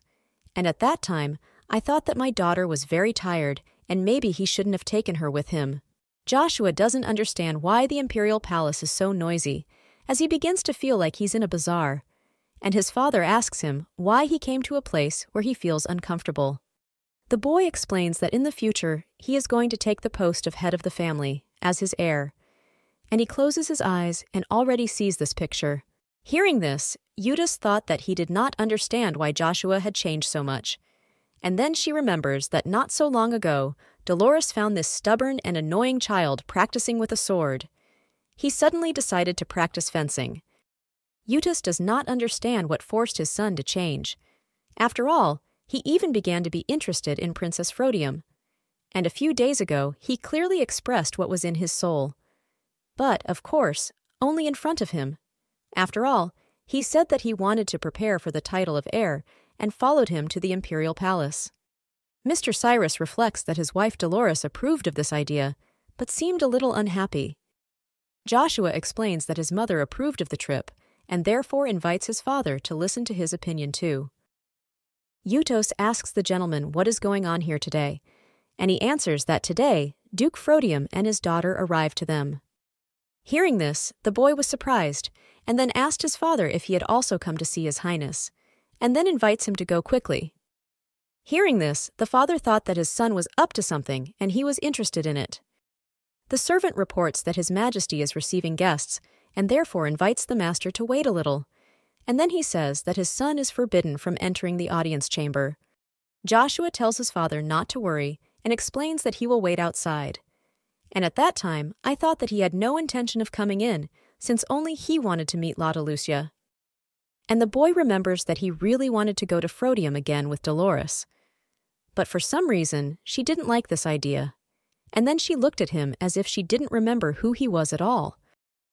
Joshua muses that maybe Lottie wasn't allowed in with the Duke either, but he doesn't see her anywhere, and he is sorry, but he can't do anything. After all, until now he had nothing to regret. At this time, Damien greeted the ruler of the empire, and His Majesty says that he looks at him and does not see a single resemblance to the previous Duke Frodium. Hearing this, the Duke thought that the last time they saw each other was when he was still a prince, and when he ascended the throne, he practically stopped communicating with him. After all, it's true what they say is that it's easier to climb the career ladder with your eyes closed. Damien ponders what if not for that promise of his loyalty to the Emperor. Without her, he would not have been able to cope with everything. The Emperor turns to the Duke and says that he heard that he brought his daughter with him, and then he claims that he doesn't see her. Damien replies that even simple rumors reach his ears. His Majesty says that he knows everything and also knows how much he loves her. The Duke says that he did not expect such attention from him to his person, and the Emperor replies that he, of course, gives attention to all his subjects, because rumor is a disaster faster than anything else in the world. The Emperor says that the Duke of the Frodium family that cannot inherit the throne belongs to the demonic family, and among them all there is only one person. And fortunately, the girl will become a young duchess, since she comes from the human world. His Majesty claims that people are the only thing the Empire can trust. The Duke replies that he is quite patient with people, but in the demon world, they wouldn't put him down for babysitting people. And then he asks how the people themselves who know about his origin behave. And he wonders, isn't he a loyal subject of the imperial family? Damien asks the Emperor what is eating him, and then he claims that he is the only demon presented to people. The Duke asks His Highness why he wanted to meet him. The Emperor replies that it is because of demonic creatures, and then explains that, as far as he knows, what concerns the demonic world is not his concern. Damien reports that demonic monsters are prowling around his home, but the Frodium Gate has not been touched. Hearing this, the Emperor claims that something is wrong with the barrier separating their worlds, and this has nothing to do with the appearance of his daughter. At this time, Joshua is standing under the door, thinking that the girl must be somewhere nearby. And when he saw the Duke, he thought that his daughter should also be nearby. Mr. Cyrus, seeing Damien, asks how he is doing. The Duke replies that it has not been long since the visit to his estate, and at this time, Eustace thought that he was cold and answered. Damien asks where Lotta Lucia is. Hearing this, Eustace is surprised and asks why he is asking them about this, and then asks if they weren't together. The Duke replies that only one person at a time can enter the Emperor's room, and therefore he could not take the child with him. After all, he had to leave her and go himself. The knight reports that the girl got bored from waiting and went to inspect the palace. At this time, the main character says that it is more interesting to explore the palace, which she entered for the first time alone. And another miracle will happen if she can find her way back. And at that time, she thought that if she walked straight, she might meet a familiar path. Suddenly, Lottie saw a big tree and thought that all her worries were gone. And then she remembers that the book didn't say that she walked like that, and I thought that all her actions should be described there. The girl saw a boy asking her who she was, and then he informs that outsiders are not allowed to enter the territory of this garden. Lottie asks who he is and wonders if he is the garden manager. Hearing this, the guy with blonde hair smiled and then said that she could call him that, and he says that he is glad to meet you. The girl says that it is his duty to scold strangers for entering this garden, and at that time, I thought that she had already been scolded for falling out of the window, and that's why she didn't like being scolded. An unfamiliar boy says that this is impossible, and if she really asks, then so be it, he can help her. And he reports that this is because he occupies the highest position in this garden. The main character says that she is very lucky and thanks the guy, and then she says her name and asks what his name is. The blonde guy says his name is Johann, and he says that if she doesn't mind, then he can show her the garden and will accompany her. Johann says that this tree is the largest in the imperial palace, and when he first saw him, he couldn't take his eyes off, and the girl says that the closer they get, the bigger it seems. And it is so high that you can't even touch the leaves. The boy says that this is a big disappointment because he too cannot reach it, and he is sure that if he grows up a little, he will be able to. And he says that when they meet next time, he will pick flowers for her. Hearing this, Lottie is surprised and asks if they can meet again, and he replies that if she comes, they will meet at any time. Johann looked at the girl and asked what was bothering her, and the lady wonders if it's noticeable like that, and the boy says that it is written on her face that she is worried about something. At this time, the main character thought that this was probably because she thought about the book, and in fact, she is worried, but can she tell anyone about it? She doesn't know, because she doesn't even dare to tell her loved ones. After all, they probably won't believe it, and if they do, they will worry. Lottie wonders if it might be better to tell someone who doesn't know anything about her. The girl reports that this does not concern her and asks if he knows how to avoid death. Hearing this, Johann is surprised and asks if she is already thinking about death, and he wonders if she's looking too far ahead. And then he says that she will die only when she grows old, and because God himself ordered it so, and asks if someone can change this. The main character claims that she is not joking and reminds that she said that this does not concern her, and maybe she will suddenly die, not when she becomes a 100-year-old woman, but from an unknown disease that even the doctor will not know how to treat. At this time, the girl thought that she had screwed up because she could not explain it correctly, and he'll think she's weird if she keeps talking. Johann says that perhaps what she wants to say is very similar to what happened to someone he knows. And Lottie wonders if there is a way to avoid death. The boy asks her to finish, and the girl replies that she told everything. Tai. Johann reports that things didn't work out for his friends, and asks if the story is still about her. The girl claims that this is not about her, but about a person whom she knows well. A servant approaches the young master and whispers something in his ear, and then he says that he has to go, and he claims that he had a good time with the young lady. When the boy left, Lottie remembered that she was lost, and she had to ask Johann for directions before he left, and she thought that she would now leave the garden and find someone. The girl realizes that she needs to hurry because the sun is setting and she is afraid of the dark. And at that time, she thought that she wanted to go home to have a delicious dinner with Dad and Bihan. Suddenly, Lottie sees Joshua and asks how he ended up here. The boy explains that he came here to Utasam and then says that he wanted to talk to his father. The girl asks if he called his dad by name, and she wonders how he is not ashamed to call his dad by name. Joshua explains that he likes it that way, and besides, he and his father often testify to it, and then asks if she is lost. Lottie objects and says that it is Daddy who is lost, and she is looking for him. The guy heard this and smiled and asked how the monster duke could get lost in the palace, and then he invites the girl to go with him since he knows where he is. At this time, the main character thought that today Joshua was not as harmful as usual, and she agreed to go with him. Joshua asks the girl why she is so quiet today, and he explains that the last time they talked alone, he thought she was interested in him. Lottie heard this and thought it was because she thought he was different from Joshua in the book, and then he says that from now on, she will never be interested in him again. The boy was surprised, and then said that it turned out that their princess was a very ungrateful child, and the girl says that she is not a child and asks if he understands this, and he claims that she is a small, stupid baby. Joshua claims that it doesn't matter to him that she doesn't remember him. However, he doesn't know what he can do to not be an empty place for her. At this time, the main character thought that she had never met that man. However, it is assumed that perhaps in the snowy forest, which absorbed all sounds, he sounded so sad. When she was walking through the forest, she saw a large lizard and thought that it was the king of the lizards. Suddenly the girl screams and asks if he is a giant lizard, and Joshua claims that he is not a lizard, but a dragon. At this time, the main character remembers what Johan told her. In order to slow down the process, he needs a strong and pure heart of a dragon. The girl realizes that with Joshua's heart, she can prolong her life. And at that time, she thought that she was crazy. After all, no matter how desperate she is, and cannot believe that a person she met for the first time would say such a thing. The main character reflects on the fact that more than anything else, it doesn't matter how strong the dragon is, because if she doesn't have his heart, she will die.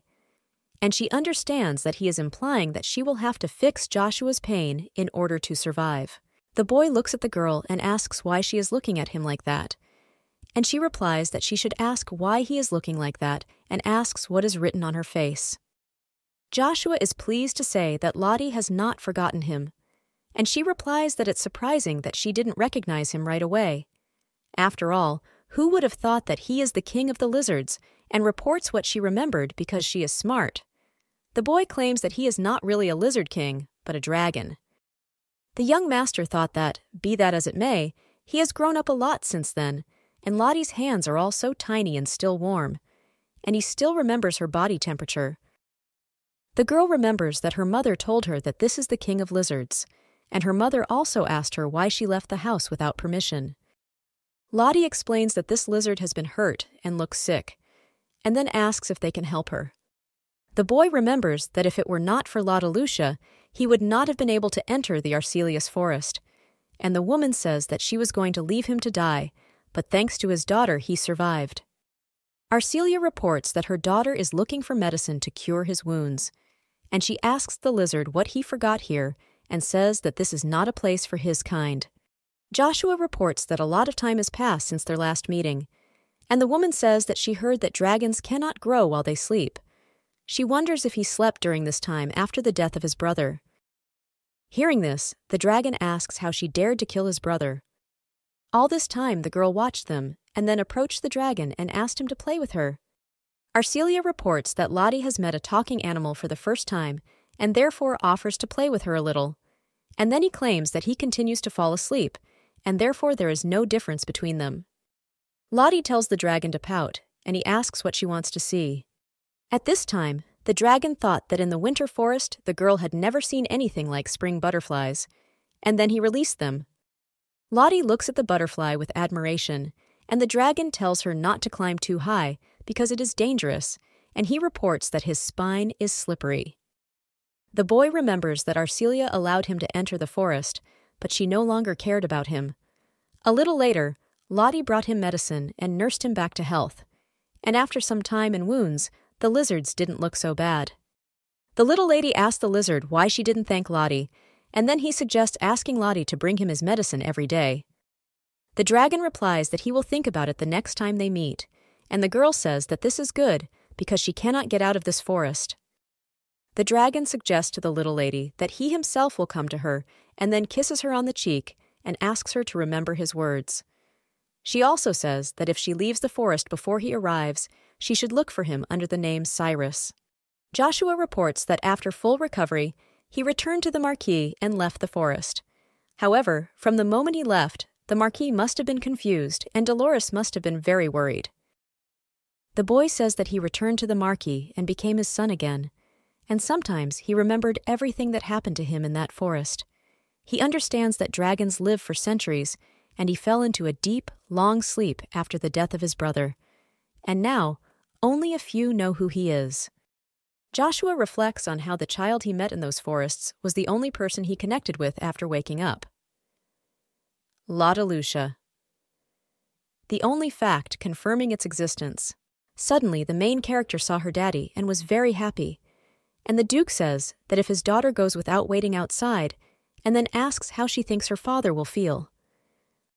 The Duke says that he understands, since this is the imperial palace, and therefore he knew that this would not have happened, but he is amazed that the girl left without any words. Lottie explains that she was wrong and therefore apologizes for causing him to be startled, and then asks if he's angry. The father replies that he is not angry, but was just worried, and therefore suggests that the girl not do this again. The Duke turns to Joshua and thanks him for helping him find Lotta Lucia, and he says what he heard last time, he also helped her. The boy says that he met him by chance, but for now he did what he wanted. Joshua says that if he becomes the little lady's friend, they can see her often in the future. Damien claims that a friend is a good idea, and he allows it. The boy heard this and said that he was very happy, and from that day on he would visit their mansion more often. The Duke says that he will inform the servants about this. From that day on, Joshua became a regular guest at their mansion. 3 years later, Veronica informs the lady that the guests will soon arrive. Hearing this, the girl says that she understands, and she will wait for them right here. At this time, Veronica smiled and asked if she would ask who it was. Joshua visited Frodium's estate too often. On the days when the teacher came, he was with her, and when she did not pass, the boy came himself. And playing with Joshua was much more interesting than the heroine expected. When Lottie was playing with Joshua, he asked what she thought, and at this time, the girl says that it would be cool if he stopped coming here. Hearing this, the boy claims that she is lying, and then says that she loves to play with him, and then asks why doesn't she visit Cyrus's mansion sometimes since he comes here every day, and it's a little tiring. Lottie: it is reported that her dad is a busy man, and the boy asks why she walks with the Duke and claims that he walks alone, and the lady suggests that her father may not agree. Joshua claims that his father is overprotective of her, and he says that he doesn't understand this. The boy claims that magic cannot be used here, since the mansion is protected by a barrier, and the girl says that there is no need to use magic here. The young master says that he wanted to show the girl something, and he claims that the barrier is weaker than it seems, and he says that all magic is prohibited, but only for strangers. And if his prediction is correct, then even with successful activation, the person who uses magic will immediately begin to be tracked. The girl remembers her first day at the mansion.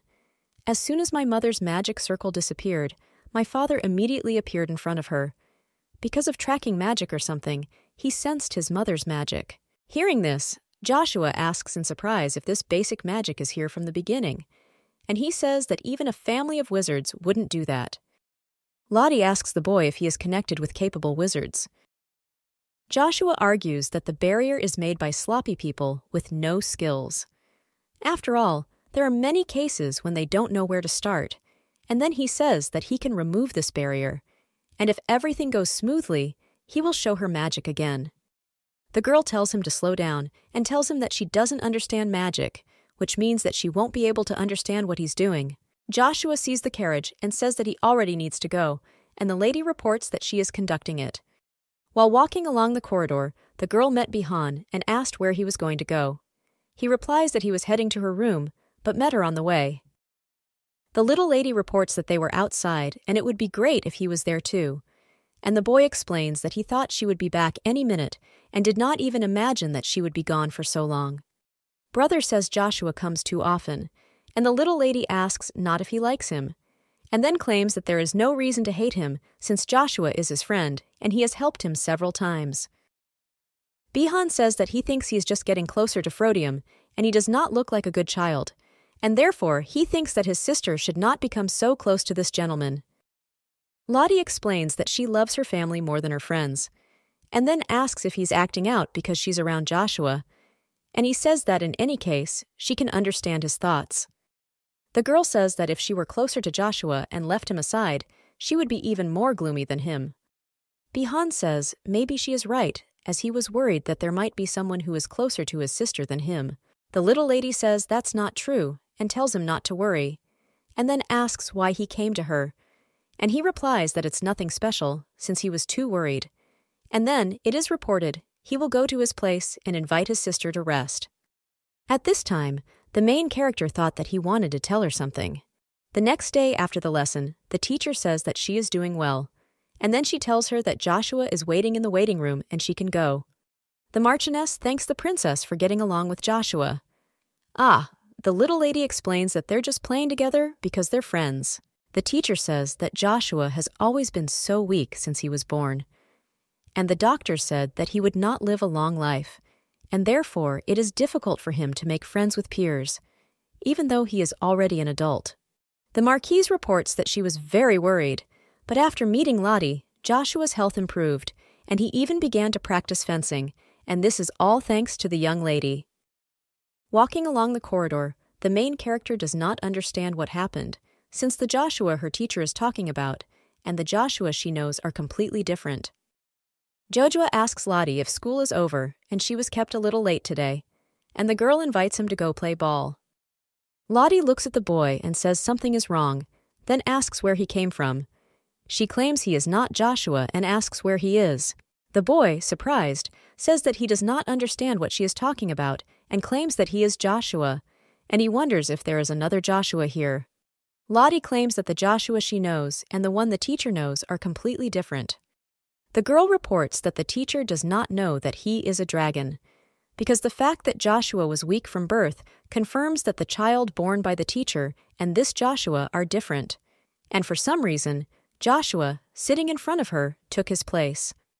The main character wonders what happened to the real Joshua, and at that time, I thought that there must be some reasons that he would not tell her about, and she asks why he came so close. The young master invites the girl not to worry and informs her that he is completely real, and what she worries about, he didn't take anyone's place. After all, feeling relieved is in the order of things. Joshua invites the girl to keep this secret from Dolores. After that, the atmosphere was still a little strange. Lucia never told Dolores the truth because she understands this woman. The young master says that this happened while he was in a long sleep, and nothing could make his days without life happy. In those days, the only one who found Joshua was Utah. He then came to the dragon and asked to listen to his request.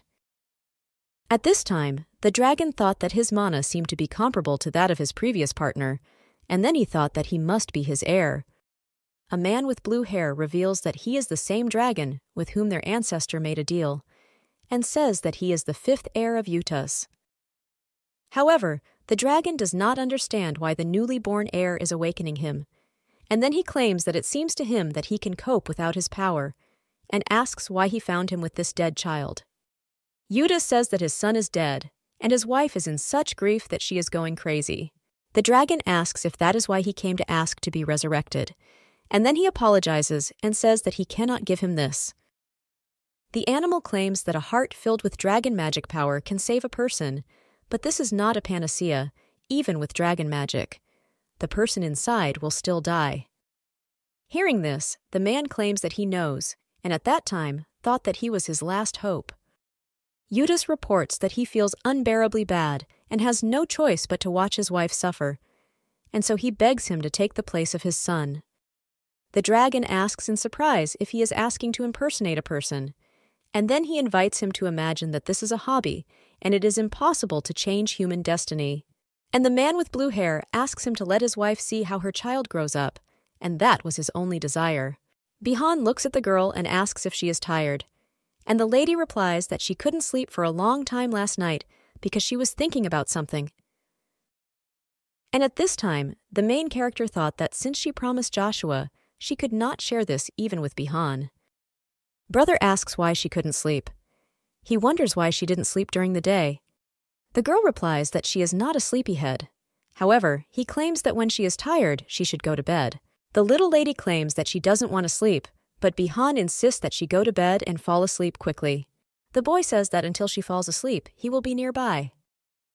Lottie invites her brother not to follow the chair, but to lie down next to him. And when she falls asleep, he can leave and lie much more comfortably than sleep. However, Bihan doesn't understand how he can get into someone's bed and asks about it. The little lady reports that she climbed into it several times, and then asks if he thinks she's weird. The young master agrees with the girl and says that he will only do this once. Lottie says that if he wants her to sleep, then he will have to sing her a lullaby. When the main character fell asleep, she had a dream about a conversation between the maids, who said that the child stayed in the mansion a little longer than they expected. The maids say among themselves that this is shamelessness, not even their own child, and therefore they wonder what the Duke is thinking about. The maid says there's a baby out of the blue, and to be honest, that makes things a little complicated. Hearing this, the main character thought that this was just like her first day in the house, and then she wondered if she had been alone in the mansion that day. The little lady asks the maids what they're saying, and they answer that they are telling the truth. They also claim that the Duke doesn't even have a lover, and therefore there is no chance that the child is his blood. The maids report that they find it difficult to look at her. Since being constantly in this position, the answer itself suggests itself that soon Frodium will miscarry his child. Hearing this, Lottie claims that her mother said that he was her father, and she screams and asks how they can talk such nonsense. At this time, the girl opened her eyes and saw Joshua, who was holding his shirt. The surprised boy asks what kind of dream made her attack him. He wonders what kind of nightmares he has. Lotta Lucia asked for forgiveness and then explains that sometimes this happens, and she asks when he came. Joshua explains that he waited alone for her to wake up, and then he reports that the servant missed him because stability in behavior is important. The little lady asks that she usually behaves well, and then he answers that no one. The girl became interested in what she was dreaming about, and she tried to remember it, and I thought that the dream was about a day from my memories. The main character understands that he is almost entirely different from her memories, and more often she sees herself calmer. After all, in her dreams, she furiously grabs the servant's robe. Lottie realizes that in any case, she was overwhelmed with emotions that made her furious, and she reflects on the fact that she did nothing wrong in her dream. The little lady thinks that this situation was enough to enrage her, and what she did was very predictable, and as if the subconscious reminded her exactly how she needed to behave, and the way she behaved in her dream. The main character realizes that in her dream, she acted like an angry child, and she doesn't understand whether this can be regarded as the simplest way to release her anger on someone. The girl remembers that she dreamed of a story that was not destined to happen. She became interested, because if this had happened even once, it was obvious that the conflict would have worsened. Lottie knows that if this left a bad impression, then everyone would say that the Duke's daughter is a real villain. Joshua looked at the girl and thought that she was up to something, and then he pushes her and invites her to stop being stupid and play with him, and then they ran off to play. The little lady says he's late today, and the boy explains that thanks to someone he has to practice fencing every day. Heard this girl asked again, and then she says that it will be a long time and she doesn't want to sit alone. Lottie wondered if she was the reason the Marquis increased his training. However, the boy claims that he is good at everything and she has nothing to do with it. Joshua explains that the training has been increased because he is a very exceptional student. Hearing this, the lady states that it means he must know how to distribute forces. The boy asks if she is too sharp-tongued, and then he says that he comes here every day, but she doesn't greet him at all.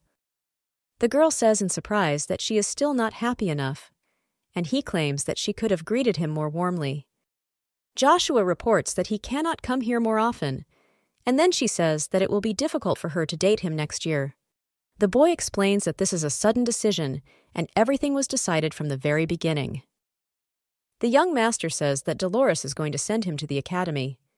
The main character heard this and was surprised, because she understands that she will not see him so often anymore. The academy accepts only children from noble families between the ages of 9 and 11, and this is a dream place for noble children. However, not all children from noble families can get into this school, because it takes a high title or enough wealth to bypass someone's title. The academy also accepts children of nobles, who must have outstanding talent that goes beyond titles and wealth. The only son of the Marquis Cyrus Joshua, and therefore studying at this academy is natural for him. The main character realizes that Cyrus is the same as in the novel, and although he visited her often, Joshua was assigned the main male role in the novel. Joshua will meet the heroine Dahlia at the academy, and everything will develop according to the novel, and he will forget her friend and act according to the novel. Lotta Lucia says that she understands that he is going to the academy, and then she says that this is great because in this case she has a lot to prepare. The girl enthusiastically asks if there should be a lot of people there. However, she understands that he doesn't like trouble, so it will be a little hard for him, and then she smiles. However, the boy claims that if he goes to the academy, he will not be able to visit her except during the holidays. Lottie says that everything he says is true, and because he will live in a hostel. Still, he will spend more time at the Cyrus estate than at the academy, and asks if what she is saying is true. And she reports that she heard that the semester is very short. The girl says that it will be extremely difficult to meet each other as often as now.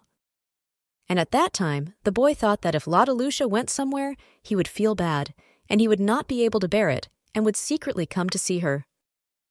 The main character noticed that Joshua was sulking all day and then left, and she hopes he doesn't go to the academy.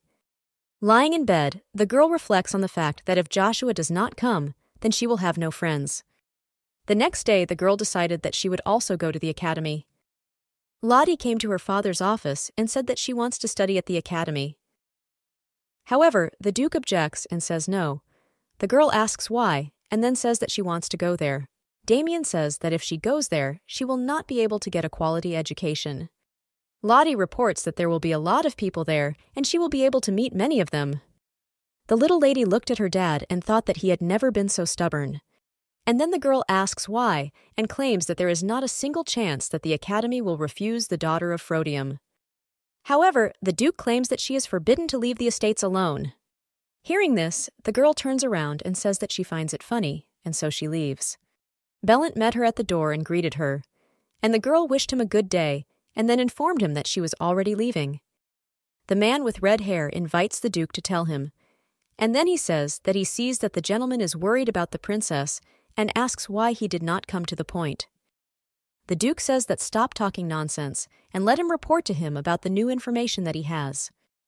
Bellant says that the forces that were going to send demonic monsters were aware that Desaptio's barriers had weakened. The Duke says that this time he will restrain himself and only send the demonic monsters.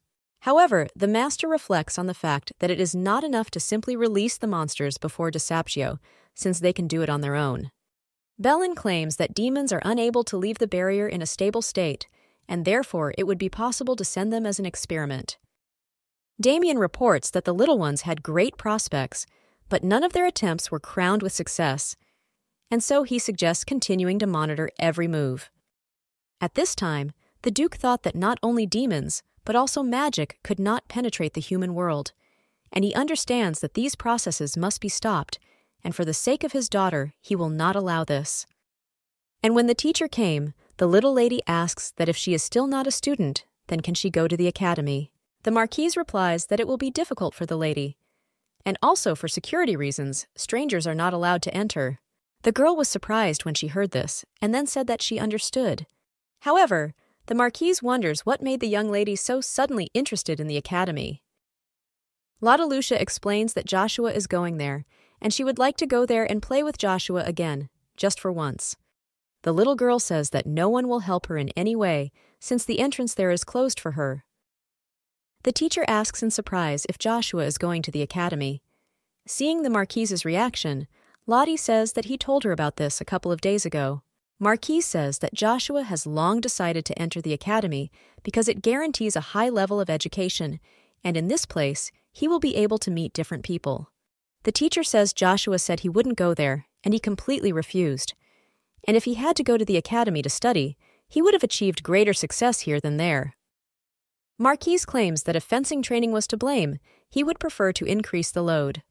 The teacher says that this is why she is not able to force him to enter the academy. Hearing this, the little lady thought that this meant that Joshua would continue to play with her, and she didn't understand why he didn't tell her about it. At this time, Bihan reflects that he would be lying if he said that he doesn't care about anything, and even when the Marquis first introduced Joshua, he did not feel insecure.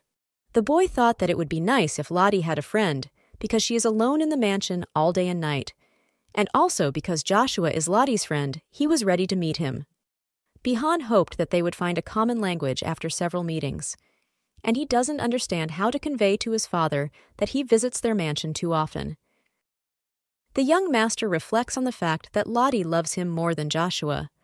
However, he realizes that Sister has begun to spend more time with him, and thinks about how she has become closer to him than to him. And that's why he doesn't like it one bit. Joshua sees Bihan and asks if his lesson is over, and he claims that they have not seen each other for a long time. Bihan says they couldn't cross paths earlier, and that's why he thought he wasn't in the mansion. Joshua explains that he was watching from the sidelines at the time because he thought he was from Frodium. Bihan heard this and thought that he was speaking very rudely. Suddenly, a girl runs up to them and asks what. Bihan says that he understands her because she would feel more comfortable if he were nearby and not Joshua. Hearing this, the main character thought that it turns out that Bihan wants to be Joshua's friend. However, she reflects on the fact that she did not understand the situation. Lottie wonders what they're playing. The guys explain that they are just standing there. Then the girl asks what they are talking about. The boys answer that it's nothing and say that they are just waiting for her. Hearing this, the girl thought that they had not spoken for a long time, but they became closer. Lottalusha claims that they cannot ignore her just because they have become better friends. When the boys heard this, they were surprised because they didn't understand what she was talking about. Bihan gives the girl a cake and says that last time she said that she likes strawberry cake and that's why he bought it. The main character says that after classes she always wants to eat, and he invites her to enjoy it. Veronica apologizes for distracting them and then tells them that Sir Damien is calling them. Bihan bids them farewell and says they will see each other later. Lottalusha asks Joshua how he could hide this from her, and she wonders why he lied.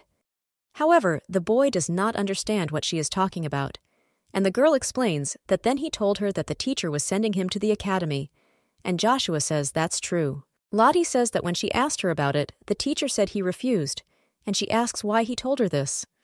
The boy explains that she was in a hurry after school, but the lady asks why he deceived her. Joshua hugs the girl and says he's glad she's so impressed, then asks if she wants to be without him. The young master explains that, in truth, he was not lying, because sending him to the academy was Dolores's idea. The main character says that this is completely unexpected, and also that he teases her and beats around the bush. Hearing this, the boy smiled and then apologized. Joshua: it is reported that he is not going anywhere and asks if this will suit her. The little lady thought that she was right then, and this is where the history of the academy ended. However, someone else will soon be joining the academy. Bihan reports that he has confirmation of admission to the academy for the first year. Hearing this, the little lady asks him not to leave and stay with her. And then she explains that if he leaves, only Joshua will be left to play with her. Lottie asks her brother why he needs to go there, and then claims that he is good at absolutely everything. The boy says it's very nice that Lottie thinks about him, and he explains that they cannot know for sure, but suddenly in the future, Duke Frodium will want to establish contacts with people from the academy. Bihan explains that he is the heir to the throne, and therefore must become better and better. Lottie says that if she becomes Duke instead of him, and then asks if he will have to go anywhere. He replies that he has many more reasons to go there, such as to serve her better. The brother hugs his sister and tells her not to worry as he will be back during the holidays. The butler informs the Duke that the carriage is already ready and they urgently need to go. Lottie saw Dad in a beautiful outfit and asked where he was going, and then she answered that she knew because he was going to the palace. Damien looks at his daughter and then asks what's wrong with her eyes, and then he suggests that maybe it's because she's been crying all evening. And Dad wonders if it was only because of Bihan's departure that she cried all night. The girl says she's just sad, but she's feeling better. However, Damien claims that he does not think so, since her eyes are still gray. Lottie asks if he has to go to the palace, and he replies that he has some business there. The girl asks if the Emperor found out about his weaknesses. The Duke replies that if it were not for these deeds, then a person from the line of demons like him would never have received the position of Duke. The little lady claims that she knew that he had met the Duke, and that he had asked him to handle various administrative matters for his family. Damien claims that only in this situation will he be able to inherit the title, because you can't just get a title whenever you want. The main character says that she understands, because it is not in their power to get everything they want. And the Duke claims that she speaks correctly, and explains that that is why he started business with the Emperor, in exchange for the title of Duke. The father explains that he has sworn loyalty to the royal family, After all, the Frodium family has a long history, which plays a huge role in the management of the empire of their century. Damien says that on the other hand, many years ago, this place was a haven for demonic spawn, and if the emperor reveals his identity and the information that the Frodium family is immediately hiding, then the end will come for them. The Duke affirms that what happened in the past remains there, and he also assumes that the people of the empire will declare them enemies and will begin to hate, despise, and avoid them. The girl claims that Dad really loves Frodium very much, because he swore allegiance to the emperor out of love for Frodium, and to become a duke is like being in danger. The father says that his daughter is thinking a lot today, and then takes her in his arms, and he says that the emperor did not know that he was still afraid of him. Damien says that this can be regarded as good news, because everyone thinks that the people in their demonic clan are bloodsuckers who have no humanity. After all, this is how people imagine demons. However, the girl claims that the demons she knows don't look like that. The gentleman says that all these concealments are sucking all the juice out of him, and if he had even more weaknesses, he would be doubly worried. And then he says that he will be back soon. At this time, the main character thought that her father had left, which meant that he would not play with her, and so she decided to play ball with Bihan. Suddenly, the girl saw Veronica with Bihan and asked where the two of them were going, even if they were wearing a suit. Veronica explains that she decided to prepare for Bihan's departure to the academy. Hearing this, Lottie says that she doesn't know what to buy, but asks to take her with her. When the main character arrived in the city, she thought that this was her second time here, but for her this place was still mysterious. And then she asks her brother what they should buy first. Bihan replies that he needs textbooks and notebooks, but he will have to try on the uniform before buying. And the lady asks how long it will take. The boy looked at the list and said that they would have to buy everything today. Veronica says that the first item is clothes, and then suggests going to the store. And then he says that the rest will be bought one by one. When they entered the store, the saleswoman met them and asked if she guessed correctly. Then they came for the baby's uniform. At this time, the main character thought that this place looked so familiar, and she remembered that she came here with her dad. The girl understands that all the clothes have changed since last time, and she cannot try on all of them. And when she looked at the fitting place, she thought that she had gone there last time with her father, and this place was the same. Veronica turns to the young lady and says that she has something to tell the tailor, and so she will be back in a few minutes. At this time, the saleswoman takes Bihan's measurements and says that they will sew clothes just for him. Because for newly enrolled students, it is much better to wear a comfortable uniform. The woman says that if the uniform is too loose, it will be uncomfortable and not look good. And in any case, after enrollment, everyone grows. And also, when the enrollment period approaches, their store is filled with sons from noble families who wear long-sleeved uniforms. The saleswoman says that if she thinks about the young students wearing long-sleeved uniforms who enter the academy, it brings happiness. At this time, other girls saw Bihan in uniform and thought that he was very handsome, and it was as if he had come out of some kind of novel. The girls reflect on the fact that he is the same age as them and is probably also enrolling this semester, and this means that they will be able to meet him at the academy. Hearing this conversation, the main character thought that her brother had an incredible appearance. Lottie thinks that when Bihan arrives at the academy, he will receive a lot of confessions, and she would like her brother to meet a good man. And also, since she cannot go to the academy, she is worried about this. Bihan doesn't understand why girls look at him like that. And at this time, an unfamiliar girl thought that he was bored, and then asked if he was entering the academy this year. The boy was surprised to hear this, and then asked how she knew about it. The girl explains that he is the same age as her, and all the people who come here every year at this time are preparing for admission. The blonde girl approaches the guy and asks what his name is, and then says that maybe they can meet at the initiation ceremony. The boy replies that his name is Bihan, and the girl says that she hopes that they will end up in the same class at the academy.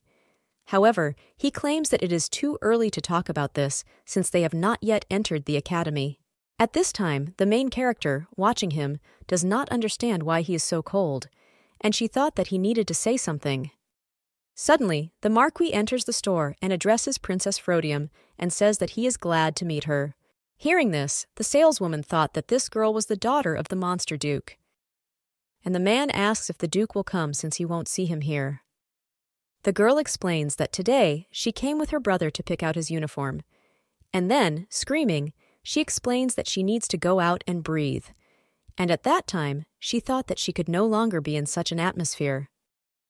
When Lottie went outside, she saw a girl standing on one leg, and at that time she thought that at such speed she might fall.